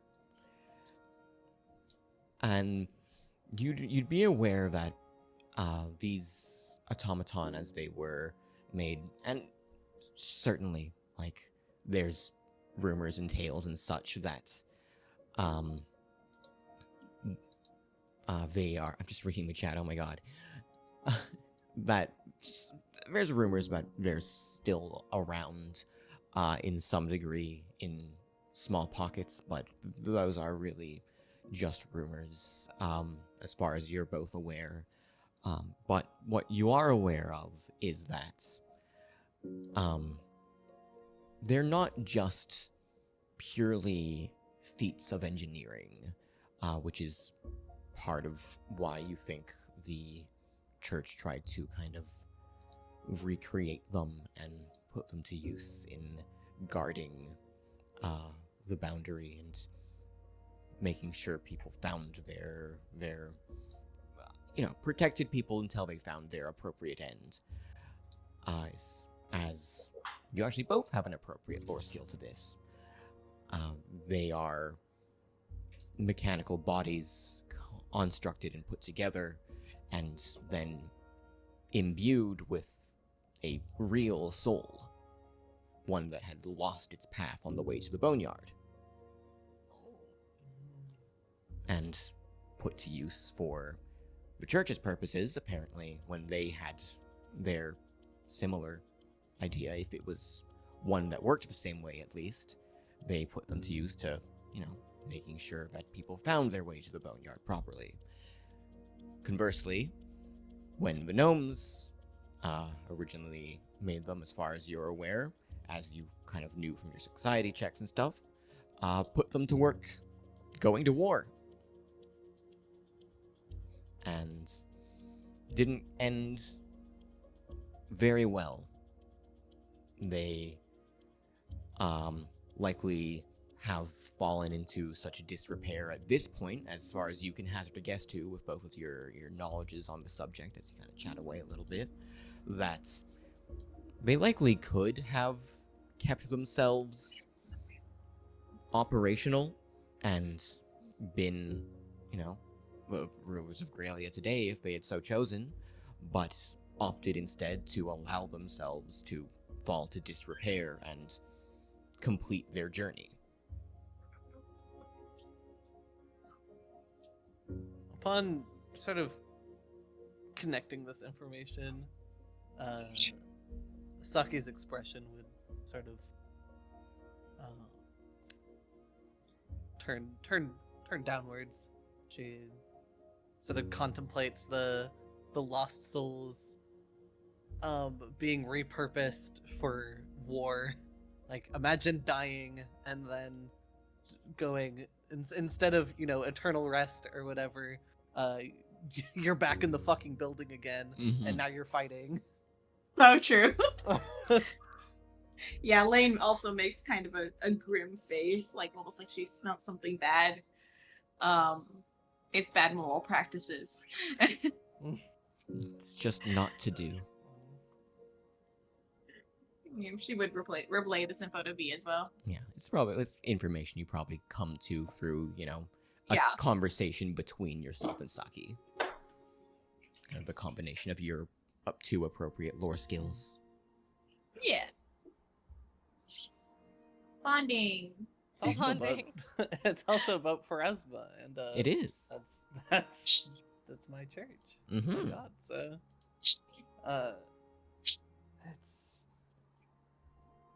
that's awful. Indeed. Yes.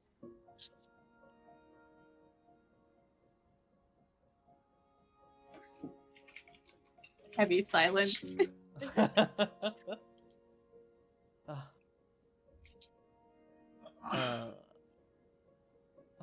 I think around this point, Saki would put away the Great Worms book and start to head to bed. Get ready for the next morning. Yeah. You kind of pack away kind of heavy thoughts in your mind and, get your watches organized, of course, and then get your rest going. Any additional conversations go on, or are we going to watch? Chaswick doesn't want to talk to anyone right now. She would Yeah, would I think be Arlo crossing would've her been a little- arms if she had them. Here's where I'd cross my arms. If I had any. It's wild. I look at her and it's like I can see that she's crossing her arms. She crosses her hair. Use Now I this just mage picture her hand making to- a little mustache. Wow. Yeah. Mhm. Can Myself Chancellor a roll mullet to when I'm eating. see if she can have any visions of her body? Right? At this point, you would be unsure if it's something that you can feel further through the visions, given its current state, Okay. and given the events that happened last time you attempted it.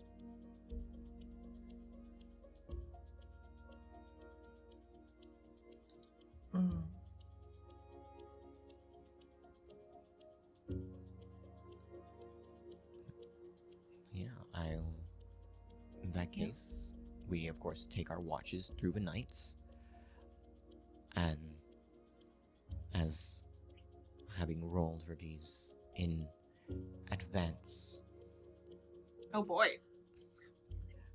the night, in terms of concrete events, goes relatively uneventfully, but as you're sitting there, keeping watch. Arla, the events of the past few days are kind of running through your head. Past few weeks, months, years. It's kind of impossible not to think about the past right now, given what's been happening. Given the information you just gleaned earlier today, it's just hard to focus. Your watch goes fine, nothing comes upon you in the night, but it certainly isn't a restful time, kind of jumping at every shadow, thinking, well, it's her. And you get as much rest as you can when your watch ends. And then morning comes.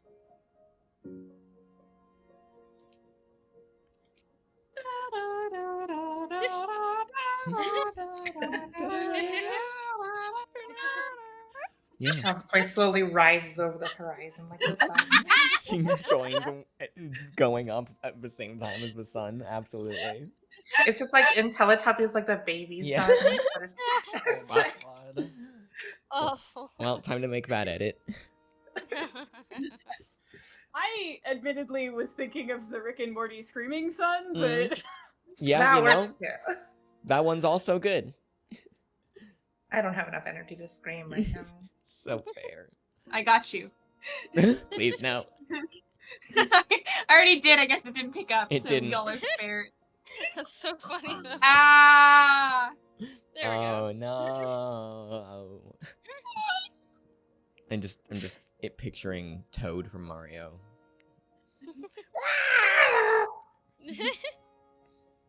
Oh no, the angry sun from Mario. Oh god, no, not Mario 3. Why is that thing so strong? Yeah. Hate Apparently that. you can kill it though. You can. Who You can. heard it? Funnily enough, you can kill it with fire. Mm-hmm. I think you can kill it with sliding too. Yeah, absolutely. If I kicked the sun in the face, I think it would die, so it checks out. You can't tell me it wouldn't. Punch the orb. Who would win in a fight? 1 million Milkmams or the sun? Oh, shoot, you're That's right. fun. Mm-hmm. But what if I have an army of tigers? Oh, shoot. Like a billion tigers? Yeah, like 1 billion tigers. That is a lot of tigers. They could make a tiger ladder up to the sun. Yeah. That's what I'm saying.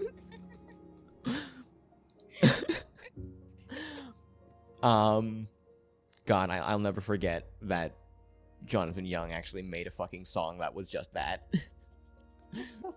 It's amazing. I will have to send to the group chat after. Yeah. But yeah, as Shangshui rises over the horizon screaming, the morning comes. And you can of course pack away your camp and get on the road once again. Pack up your tent poles, let's go. Pack up your tent poles. It's the most important no, weapon. no, no. We found out that that's what Trunksway prefers, so we leave that task for her. Yeah. She likes it. We let her do it. hmm It's It's like when you It's want like a it's little like kid to, bowling. like, Shangsui rolls into them and knocks them all Yeah. over.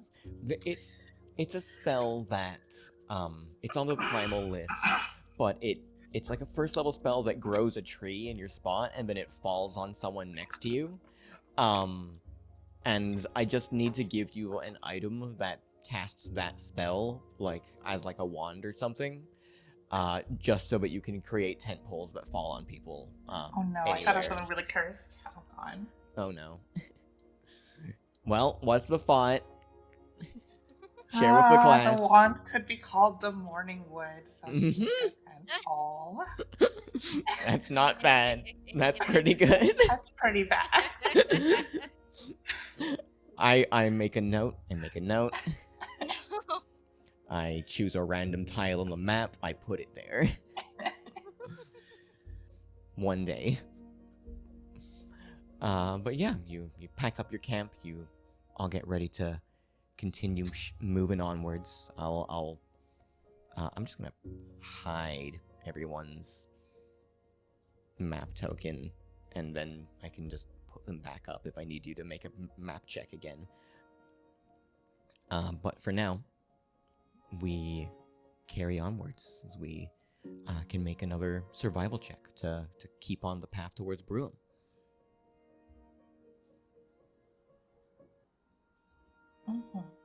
Oh, I can.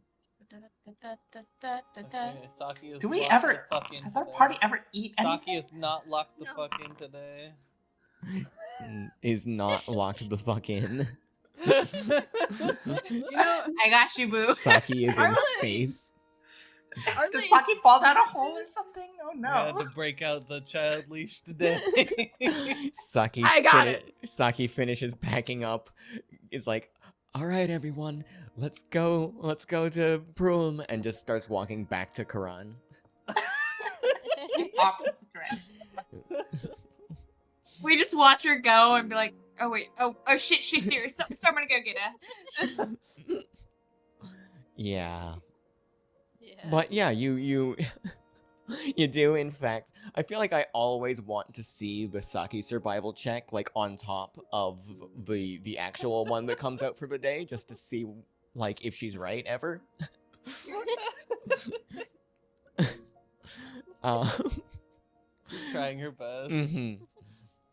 And yeah, we move onwards in the appropriate direction after recovering Saki from her misadventures, and start to move along, kind of exiting the hilly region and starting to get towards the area that is a little more on the edge of the bog, kind of starting to get pretty swampy, and ahead of you, not that far ahead, maybe a few hours away, you spy one of the kind of smaller villages that kind of exist around the area of Bruham.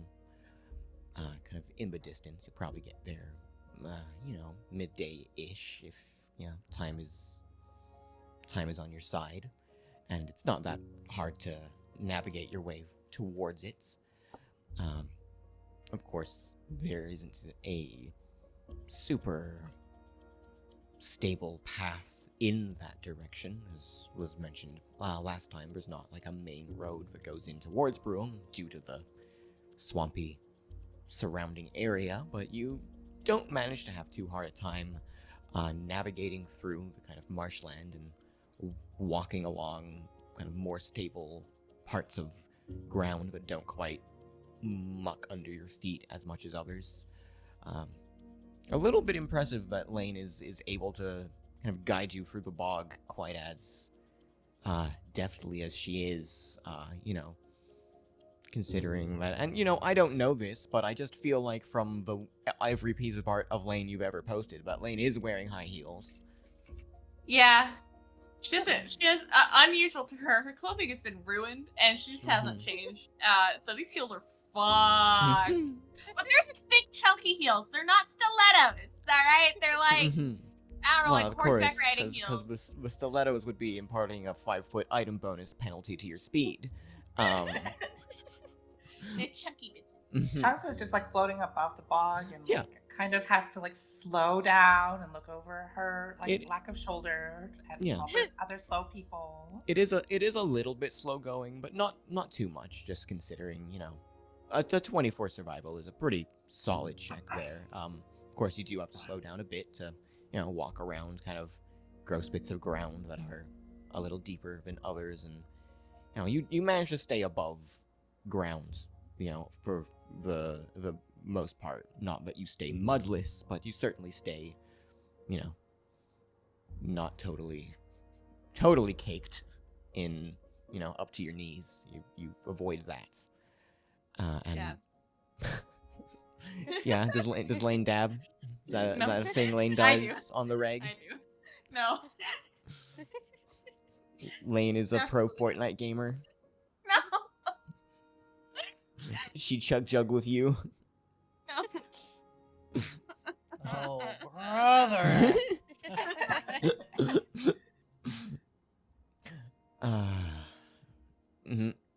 Moisty Mire now, guys.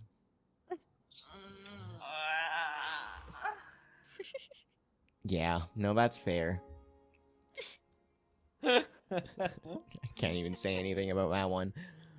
But yeah, you with a couple hours of trudging, do manage to kind of get into this town kind of midway through the afternoon. Kind of thank fuck as it starts to rain kind of heavy overhead, just as you kind of get there and onto the platforms. Kind of a smaller facsimile of the way that Broome itself is constructed, but a lot shabbier, much more of a little shanty town. Well, yeah, place to rest for a little bit while the rain floods the nearby area, and stay out of the elements for a little while at least. And it's kind of late afternoon already anyway, maybe starting to get to near sunset starting, so probably didn't have that much walking left in you in any case. As you kind of walk into this little swamp village, it's large enough to have a name. You would presume. Any of you want to roll society to see if it's something that y'all would know? Sure.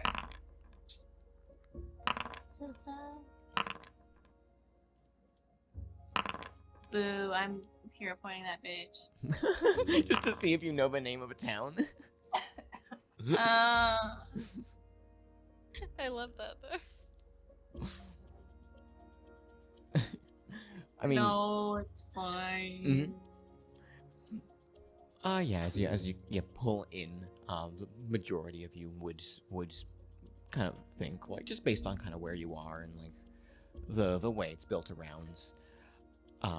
This is the small town of Dildrelly.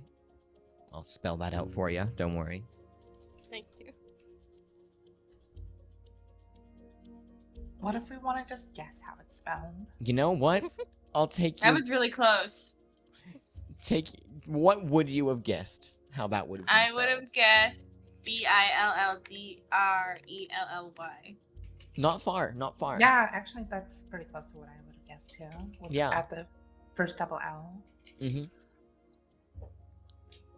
Pretty good. I would have accepted that. That would have gotten you, like, not full marks, but pretty close. You would have gotten good. Yeah, you kind of shuffle into town and get up onto these kind of like elevated wooden walkways. Kind of look around for somewhere nearby to stay, and a couple of people are kind of like putting up their cloaks and clothes as well to the rain that's suddenly pouring down, and someone kind of like catches your eye as you all kind of come into town and just kind of like shuffles over. This kind of slightly portly individual, human, but looks to be in their kind of mid-20s, and kind of like so you're travelers? Probably looking for somewhere to get out of the rain, huh? That would be lovely. No, If well, there is such a place. I was just a little inn. We operate just down the walkway that way. It's just you hurry on. Just where we usually mostly get our drinks on, but you can take refuge there if you don't got nowhere else. Kind of looks at everybody to make sure this is okay. This is good. Yeah. Yeah. Sure thing. That sounds perfect. Kind of like gives you a little nod and like puts its collar up against the rain and like shuffles onward. It's not a pleasant smelling rain that's coming down, certainly. Nor would it be anywhere in the bog, but it's just kind of off. What's it smell like? Can I roll Yeah, like why does it smell like stuff? nature? Like, Yep. yeah. Can I roll nature to see why it's stinky? Yeah, nature rolls could be totally acceptable here. It just kind of smells. It just smells like kind of acrid a little bit. It's like Okay. like it's catching some of like gases that are coming down from the bog and bringing them back down. There's kind So of like acid rain is what you're saying. it's not quite like fully on acidic, but it is like, Sulfur. you know, a little acid rain, but not enough to like be, you know, caustic or painful to like the skin or anything. Just Yeah, sulfur in rain would make it acid rain. it would. The smell, I mean. Eggs. But yeah, it's just not nice. And there's certainly like a side element to it. Not really from like the scent or anything. It's something else you're kind of picking up. The clouds are like, and this would have been easy to pick up on you know, most people's just like passive perceptions as well. Just your but there is also like mild like sparks like up in the clouds, kind of building and rolling. Clouds kind of rolled in a little bit suddenly, and they're looking like they might threaten to storm down with lightning, but it's not, you know, not like it's a full-on thunderstorm right now or anything, but it certainly is you know, threatening the prospect of one. Great. Well, we hustle. Let's hustle.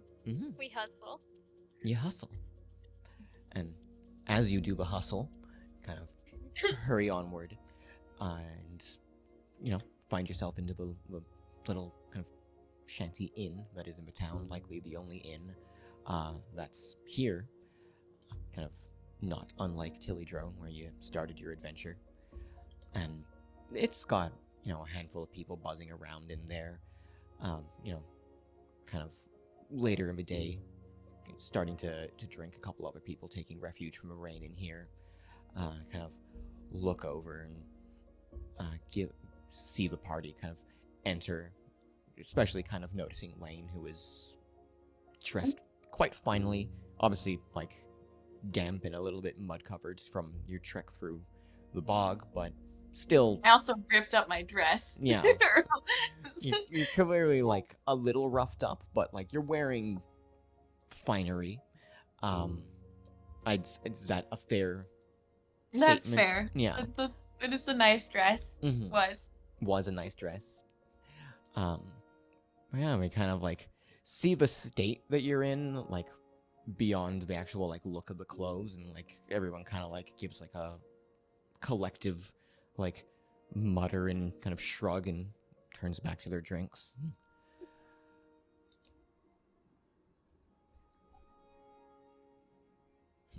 Lane also shrugs it. Yeah. Can Shangsui attempt to set up a fortune-telling booth right now? I'd say so. Or just like at a table, Yeah. like have a little. You know, get a little table. There's certainly tables free. It's not like bustling in here. There's a couple tables full, but there's certainly as many that are free. So you could set one up for yourself to set up a little booth. Just based on first impressions, it's not, you know, your usual scheme might work here to a greater effect, but you don't expect you're going to be making as much money even if everyone bites. Yeah.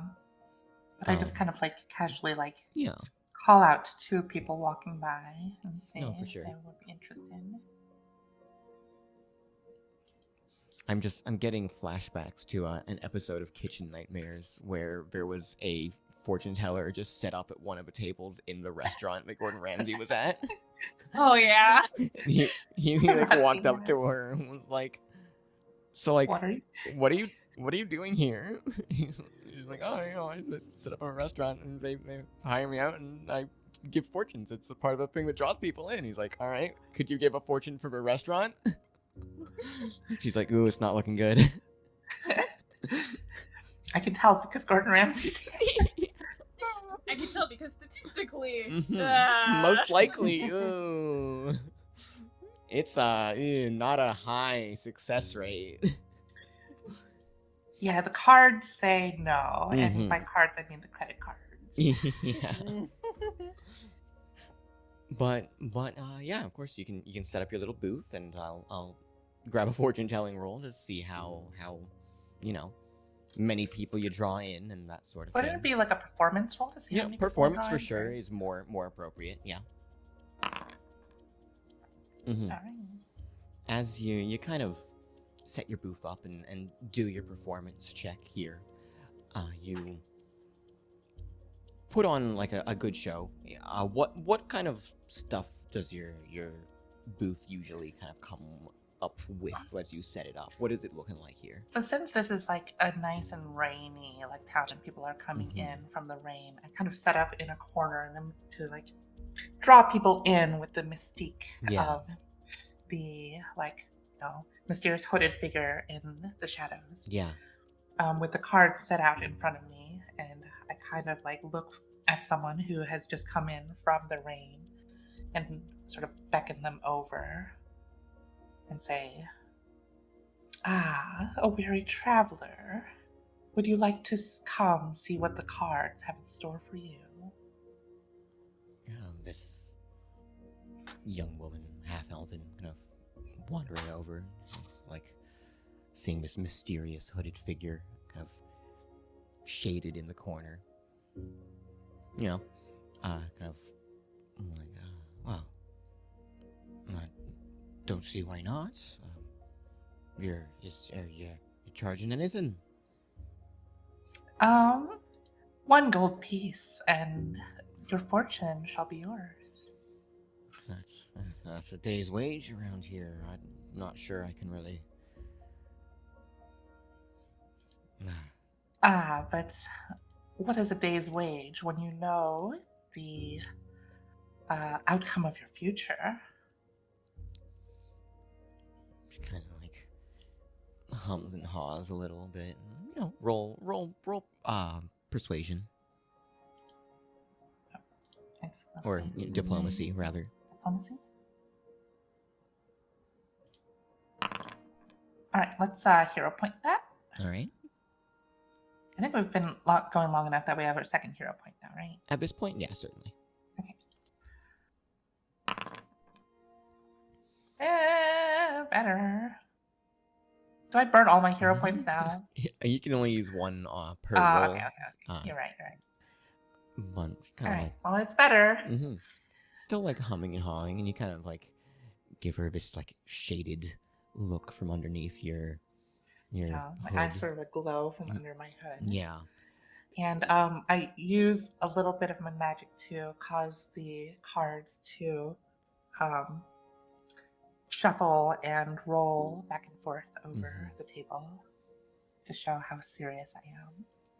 It's the kind of routine that has worked many a time before, and you should think would work here too. Kind of small town folk are usually pretty easily impressed by a little bit of magic, and the idea of parting with a day's worth of gold isn't that big if you could divine your future from such a seer. She kind of like still like hums and haws and like gives you like an awkward look, almost like she's trying to find an excuse, and it's like, I have to sorry, 8 silver pieces. How about that? would you look at that? My table's free. 5 silver pieces. Scuffles away. No, no. Shadows kind of like mutters in her own breath, like, "God damn it."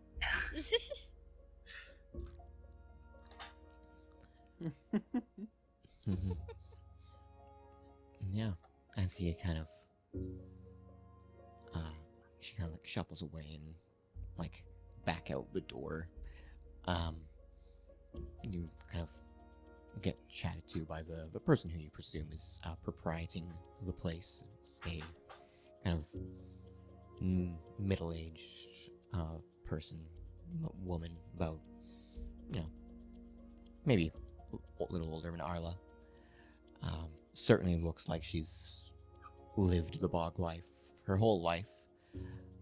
Graying hair and kind of wispy strands of it. Hashtag bog life. Kind of calls you over and like, so, I can see travelers wanting to stay the night. You have rooms to spare?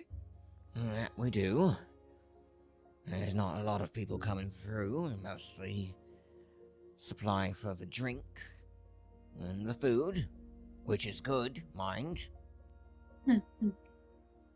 If you care for any. Drink. Can I offer to pay her by telling her fortune for free? As like Shang Sui would go to speak up and do that, like Shang Sui or Saki would like put her hand down on top of Toto, like pushing Toto down. On Toto. On Toto. Specifically. Oh, excuse me, pushing Shang Sui down. Yeah. Mhm. Blaine gives Saki kind of like like a head desk. relief, like thank you, like. Mhm. How much? Oh, well, for a group, yes. That's 6 heads, so 3 gold pieces for a night, and that'll come with breakfast. If you're wanting more than that, that'll be a little bit more. Just some coppers, nothing much. Hold on, is she counting Fluffy?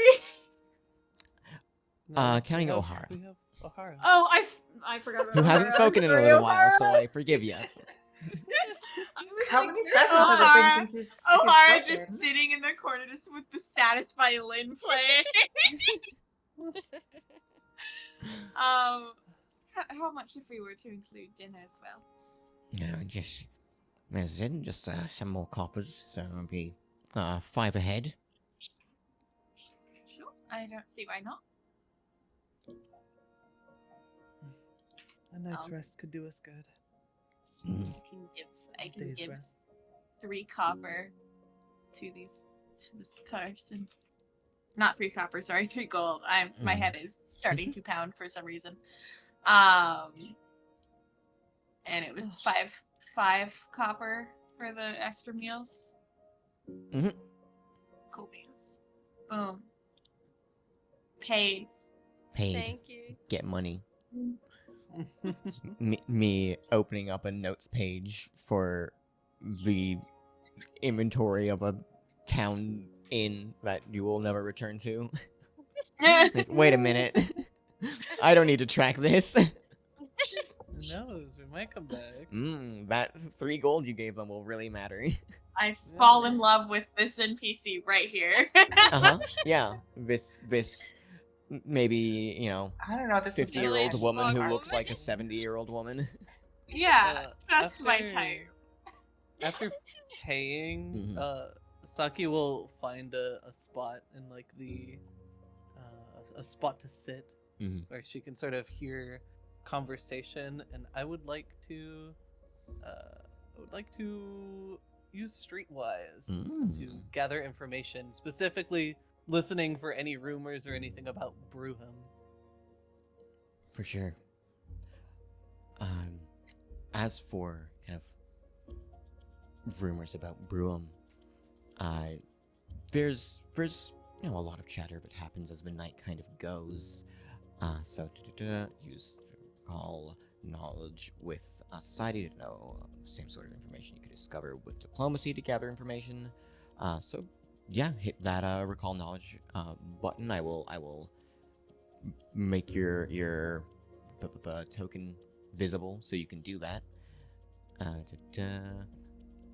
Could always just keep them all Could always just keep them all. up at the top. Yeah. Or something. I'll do that. Just so I'll we just can get to them. Everyone can live to the left of up rails. Yippee! They have good real estate value. This is where we Thank all God. live. Property's cheap up here. Oh, nice.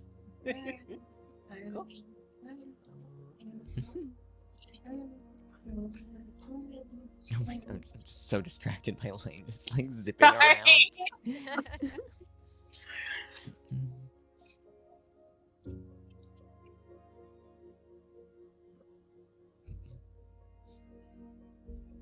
Now, as for things, as you kind of keep your ears open for the chatter around the bar and all that, you do hear a little bit about Bruum here and there.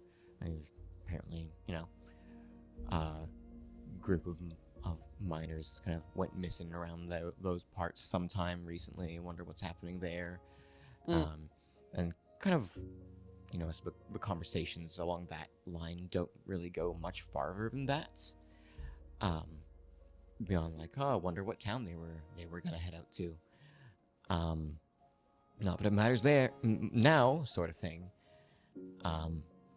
But you do kind of catch this other like undercurrent of conversation as you kind of listen in of people like, don't need to worry too much about some missing miners from another city. Well, people around these parts, same thing's happening, huh?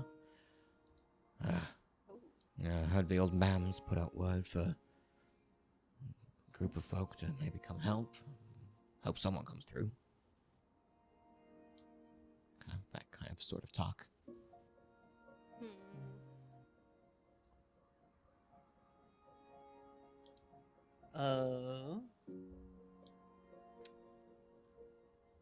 Saki would flag down Arla, and also probably get a drink for herself and Arla if she would want one. Arlo would not.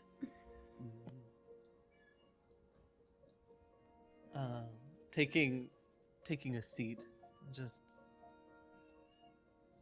well, the good news is that whatever is happening, it's not everyone, and it sounds like Bruum is, well, fine.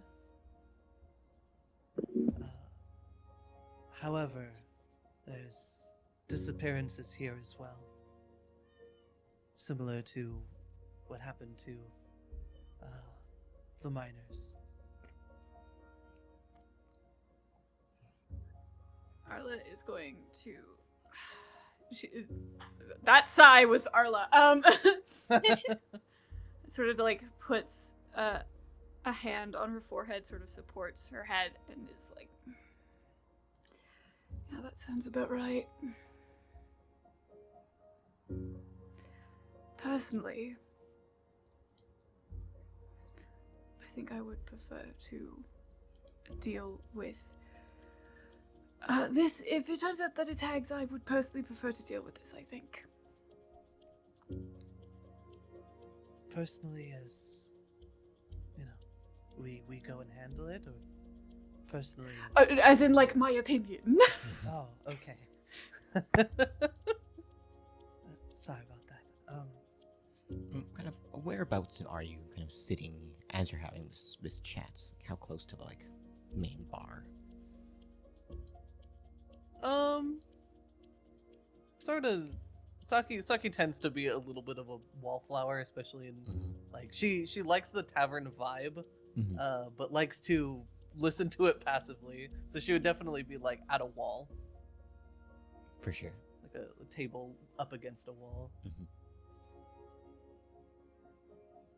Yeah, and as you kind of are having this chat, the kind of old woman from the bar kind of bringing over some drinks and food that Lane's paid for.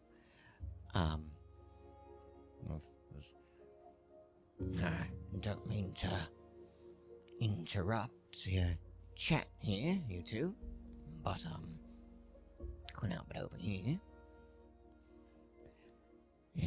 Yes, mentioned an interest in dealing with a problem. The problem. Arla is avidly avoiding eye contact. Not in a rude way, just in a please don't look at my face kind of way. She might have forgotten that she might want to disguise herself slightly. I've heard of, whispers of disappearances as of late. I was just wondering, and well, we could help at all with that. Well, that's the thing. It is. Happy for help. Happy for any help, of course. But she kind of leans a little bit closer to the table. Kind of sets the drinks and food down. It doesn't look like anything special, but it doesn't look like anything horrific either. Certainly it'll get you drunk and fed if you drink enough of it and eat enough of it. Kind of, running a place like this, I've got my ear to the ground, you could say. Even if I'm a bit of an old biddy, I've still got my smarts about me. It's not disappearances here. It's murders.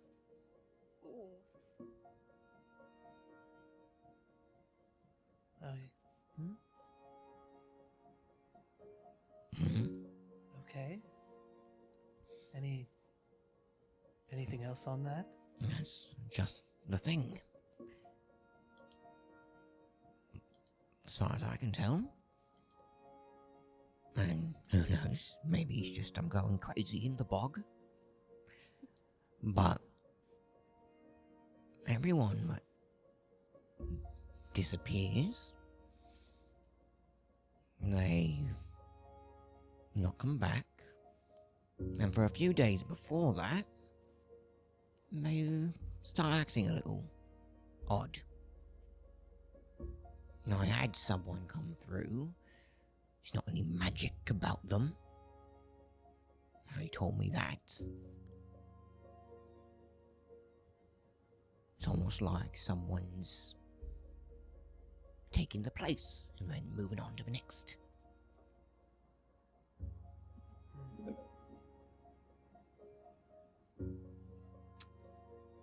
Mostly shopkeepers so far.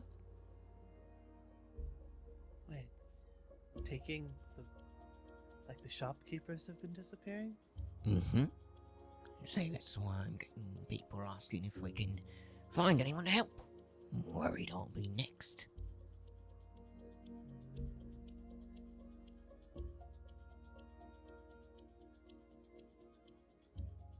But no bodies found. Not a one. But I'm sure of it.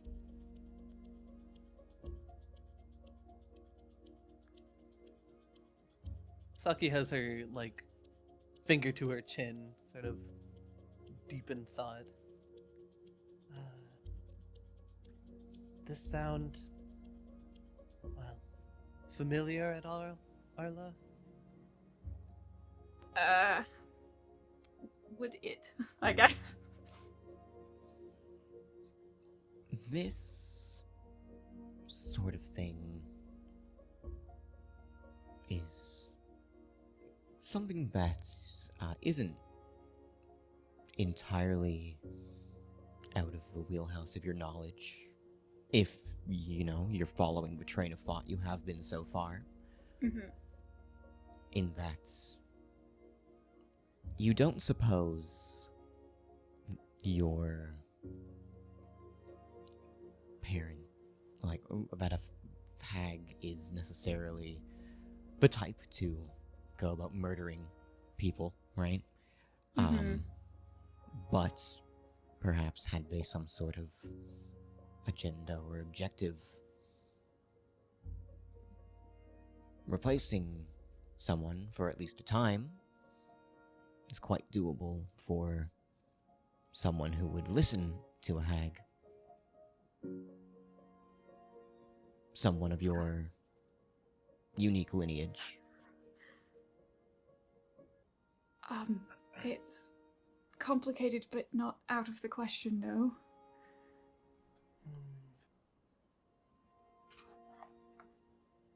Are there any other shopkeepers left? A handful. General store, myself. That's about it.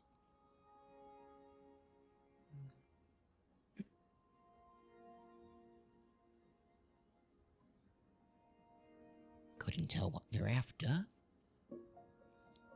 All the money's still where it was.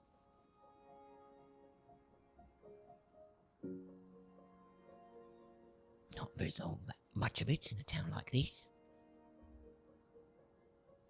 Alrighty. Well, thank you much for the information. We'll look around. Give it a once-over before we're on our way. Appreciate it. We are heading to brew him, so... Well, I've heard some strange things happening down that way as well, so be careful if you do. Of course. Just gonna shuffles off.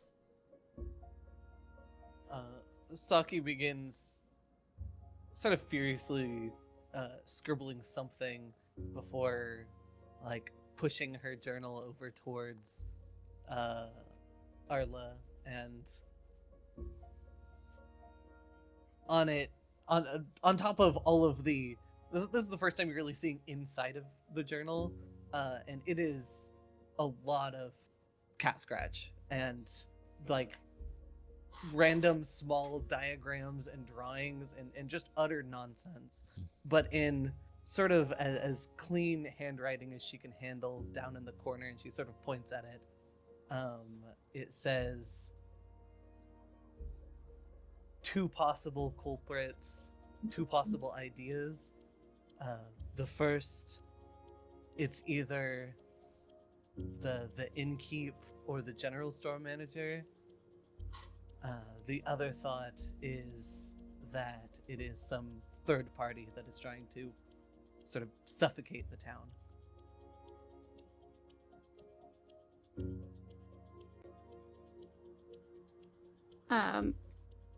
I was just gonna sort of nod at the book for a moment. Look around and then sort of lean in and get even try to get even quieter. But there's a chance that well, there are types of hags, first of all, that can change how they look, but they also sometimes have I don't want to use the word minion, but that's probably the closest thing. People who are willing to sort of do work for them. And that seems more likely in this specific scenario, but I'm not sure. Motive is one that's puzzling me.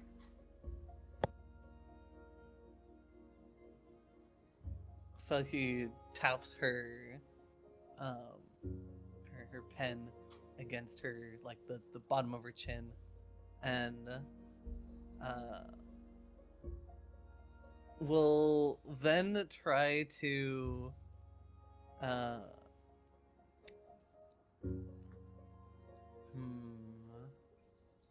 actually we'll simply nod and start sort of writing more in her book, just sort of thinking to herself effectively.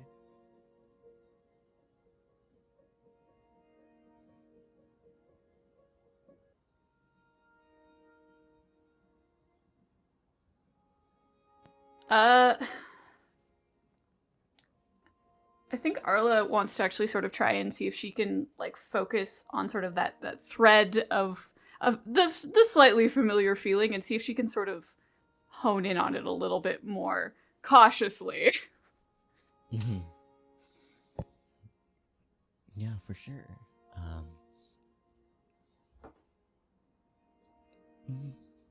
What role do you feel like this would likely be that you're trying to focus on? Are you trying to do like perception, a sense of magic around, your knowledge Yeah. about kind of fae things. I think it would probably be more around the sort of like magic, so my assumption would be like Arcana. Yeah, if you're trying to feel for like magic, Arcana would certainly be appropriate. What? I'm gonna hero point that. Wow. Ooh. Oh man.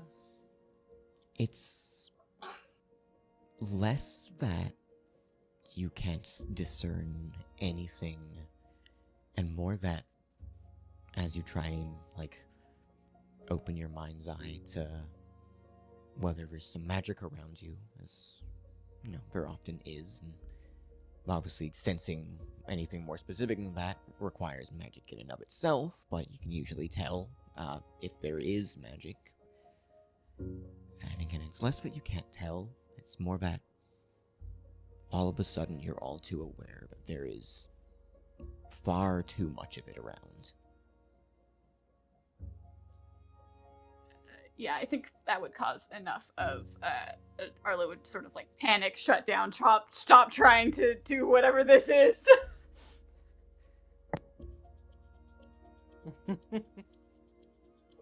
Are you okay? Yeah, sorry, I thought that maybe I could try to feel for something, but it's a lot. It's a lot. I have a question Mhm. more than anything. Would I be able to use this? It says target object, which is why I'd lean towards probably no, but use this on like the innkeep or like people around, like just start sort of probing around Yeah, as I'm here. This is more for like magical items and objects rather than it is seeing if there's magic like on a person in particular.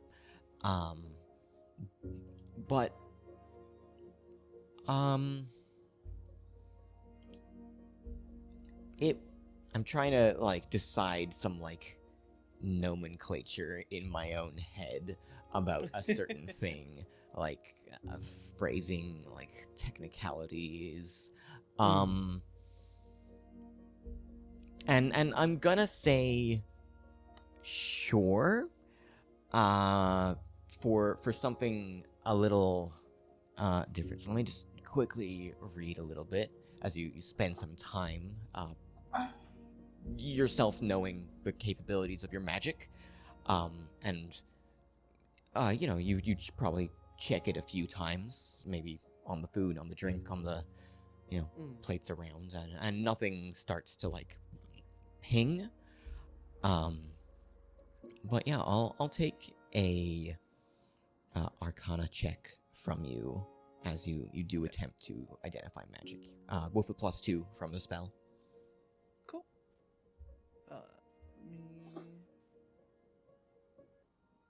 Could I totally forgot I've had like skill feats this whole time. Could I also help using oddity identification? Ooh, what is that one? That is when you become aware of a magical effect or see a spell being cast, you can immediately determine if it twists minds, fights against fortune, or reveals secrets. When you identify magic or recall knowledge to learn more about these effects, you can always use a cultism without penalty and gain a +2 circumstance bonus. I don't know if that helps at all. For what we're looking into right now, I don't think so. Let me just really quickly pull it up in front of me, just so that I don't like, you know, screw you out of using it potentially. Yeah, I'm just curious. Yeah, for sure. The oddity identification. Become aware of a magical effect, which you would be.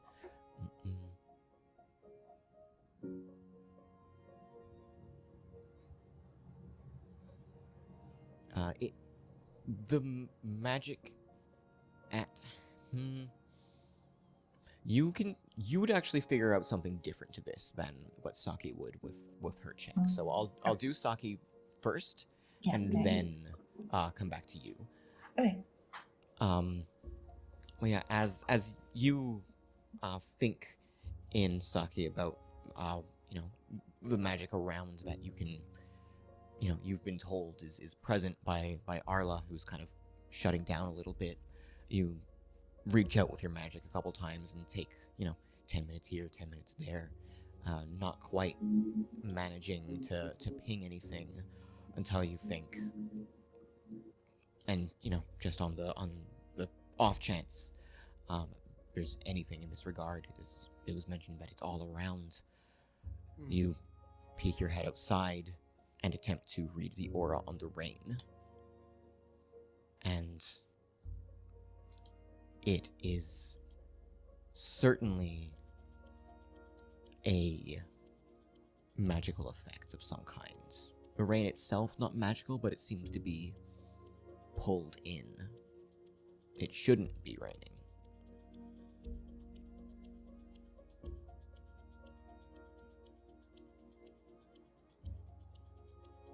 There wasn't a cloud in the sky earlier today. Suddenly you realize, you remember how quickly it all rolled in. But it sounds like this has been going on for longer than just the rain. As for Shang Sui's oddity identification, you would be able to tell that there is, as you kind of look around at the like patrons who are like around, that there is some sort of twisting of minds occurring.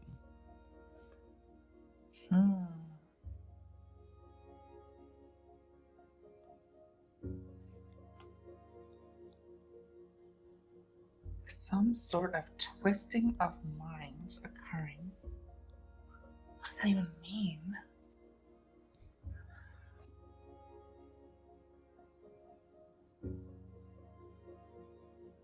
Can I relay this information to Absolutely, yeah. You can all, you know, share your information as you do.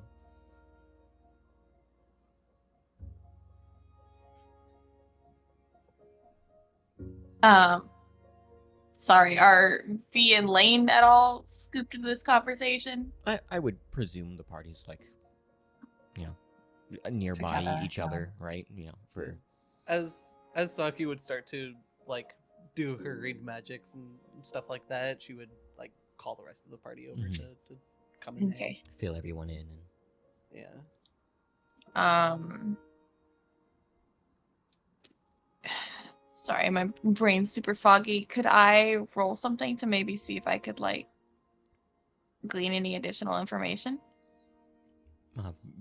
beyond what's already been figured out, from like sitting here in the bar, you're not sure that like more rolls could pull up more, just from like Okay. trying to figure out magic.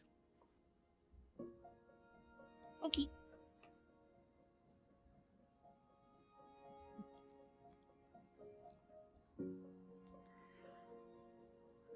So this could still be related, because, at least from my understanding, a charm effect would have a very similar sort of. It could maybe be defined as a twisting of the minds. It was just a lot. It does seem that this could also be the town where that dwarf came from.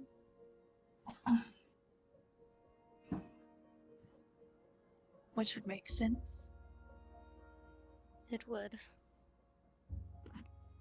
Also, with people disappearing, if there's some sort of charm effect going on that's making people go off and dig in the woods, adds to that. I'm trying to wrap my head around how minds are being twisted here. I don't I understand. assume it's the charm. Something of a similar effect. Of what type Yes. of charm? And what does that have to do with the rain and the disappearing people? Forcing The- people to the only place of refuge. Yeah, it's actually a great thought there, V. is gathering people here. They take shelter here because of the rain. I don't fully know. There's probably more to it, and then the similar charm effect, likely, again, pointing back to the dwarf we ran into, is a fey element.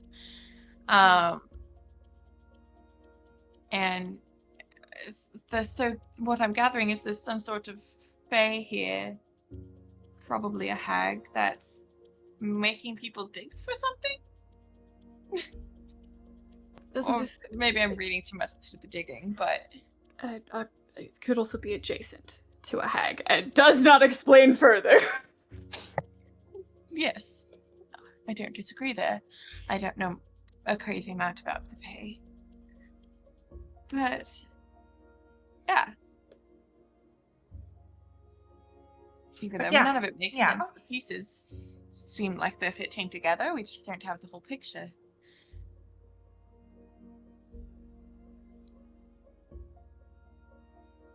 The why, who, and how are notably absent.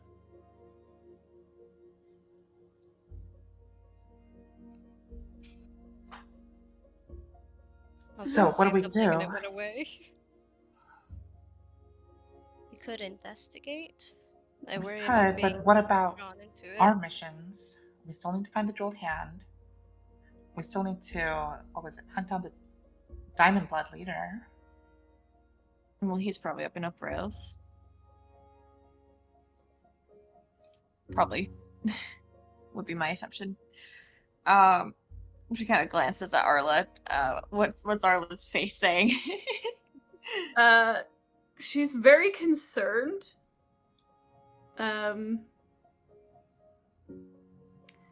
Also considering whether or not she wants to tell everybody that this could be related to something she needs to do, but she's not sure yet, so... She won't say anything, just casually glance. I don't know. I'd feel bad leaving people here to get got, and whatever that means. I also can't imagine it would be great for our long-term goals to leave something like this in the same area we are going. And honestly, with everything that's been going on, I wouldn't be surprised if it's connected somehow. Yes. We seem to keep finding those. Not necessarily that I think the Diamond Bloods are employing the Fae. That's going to be happening in the future. That happens in like 5 years. Don't worry about it. But who knows? Maybe that's connected too. Ignore me. But X-Files music playing. with everything that's going on in the country, it's another page in this shit streak of a novel. I just feel like it's too dangerous for us to investigate this. Jensen says. It might not be. It could be more dangerous to not investigate it and have it come back twice as strong. I'd really rather not be pincered.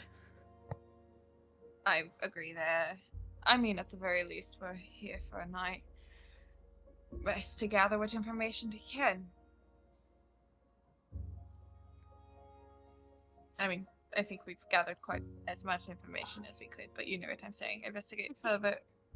I'm sorry. The brain that controls my brain is screaming. The secondary smaller Little brain brain behind with your eyes. control. I am a mind flayer with a tiny brain for a crown. But yeah, as the party kind of sits and discusses the situation at hand, what they know for sure, what they don't know, what they want to do moving forward, and one or maybe a few more pieces of the puzzle yet before them. Maybe need to talk to the other storekeep left in town. See what else you can find. Or maybe just leave. All these options before us, that is where we'll leave the session for the night. As Thank everyone is starting to die and explode, and we're getting close to our time limit anyway. I'm sorry. My migraine popped out of nowhere. You're good. So We only sorry. have like another like 20-ish minutes of like maximum time limit remaining Yeah. anyway. So I mean, it kind of works out. It's a good stopping point, I'd say. True. Yeah. I agree. The vibes kind of fit well too when it's like we're Mhm. sitting in like a rainy tavern, having it be just like a Mhm, short and mhm. sweet kind of.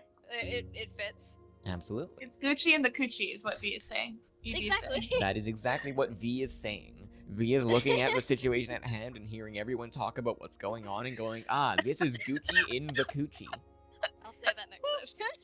Thanks. Fine, I'll say it. I'll do my best. Because everyone Remember. out of character has forgotten this conversation, and in character, everyone looks at V like, what the fuck? Why would you say that? I feel like Shang Sui would be more invested if like Arla told her like at least. I believe that. The problem is that Arla doesn't want to tell exactly. more people Mhm. currently. Right. She already feels bad about Even if, Ivy like, getting angry Arla at just says like, Ohara I about need it. to do this. Like Shang Sui might, Mhm, mhm, maybe. mhm. I don't If know. if it can't push comes to shove, she will. Yeah. Well, yeah. We'll be wrapping up here for the night. Thanks everyone for coming along and watching. Of course, thank you to my wonderful players who are very cool. Oh, Ko's rubbing up on my leg, my little cat. Oh my goodness, he's so Aw. cute.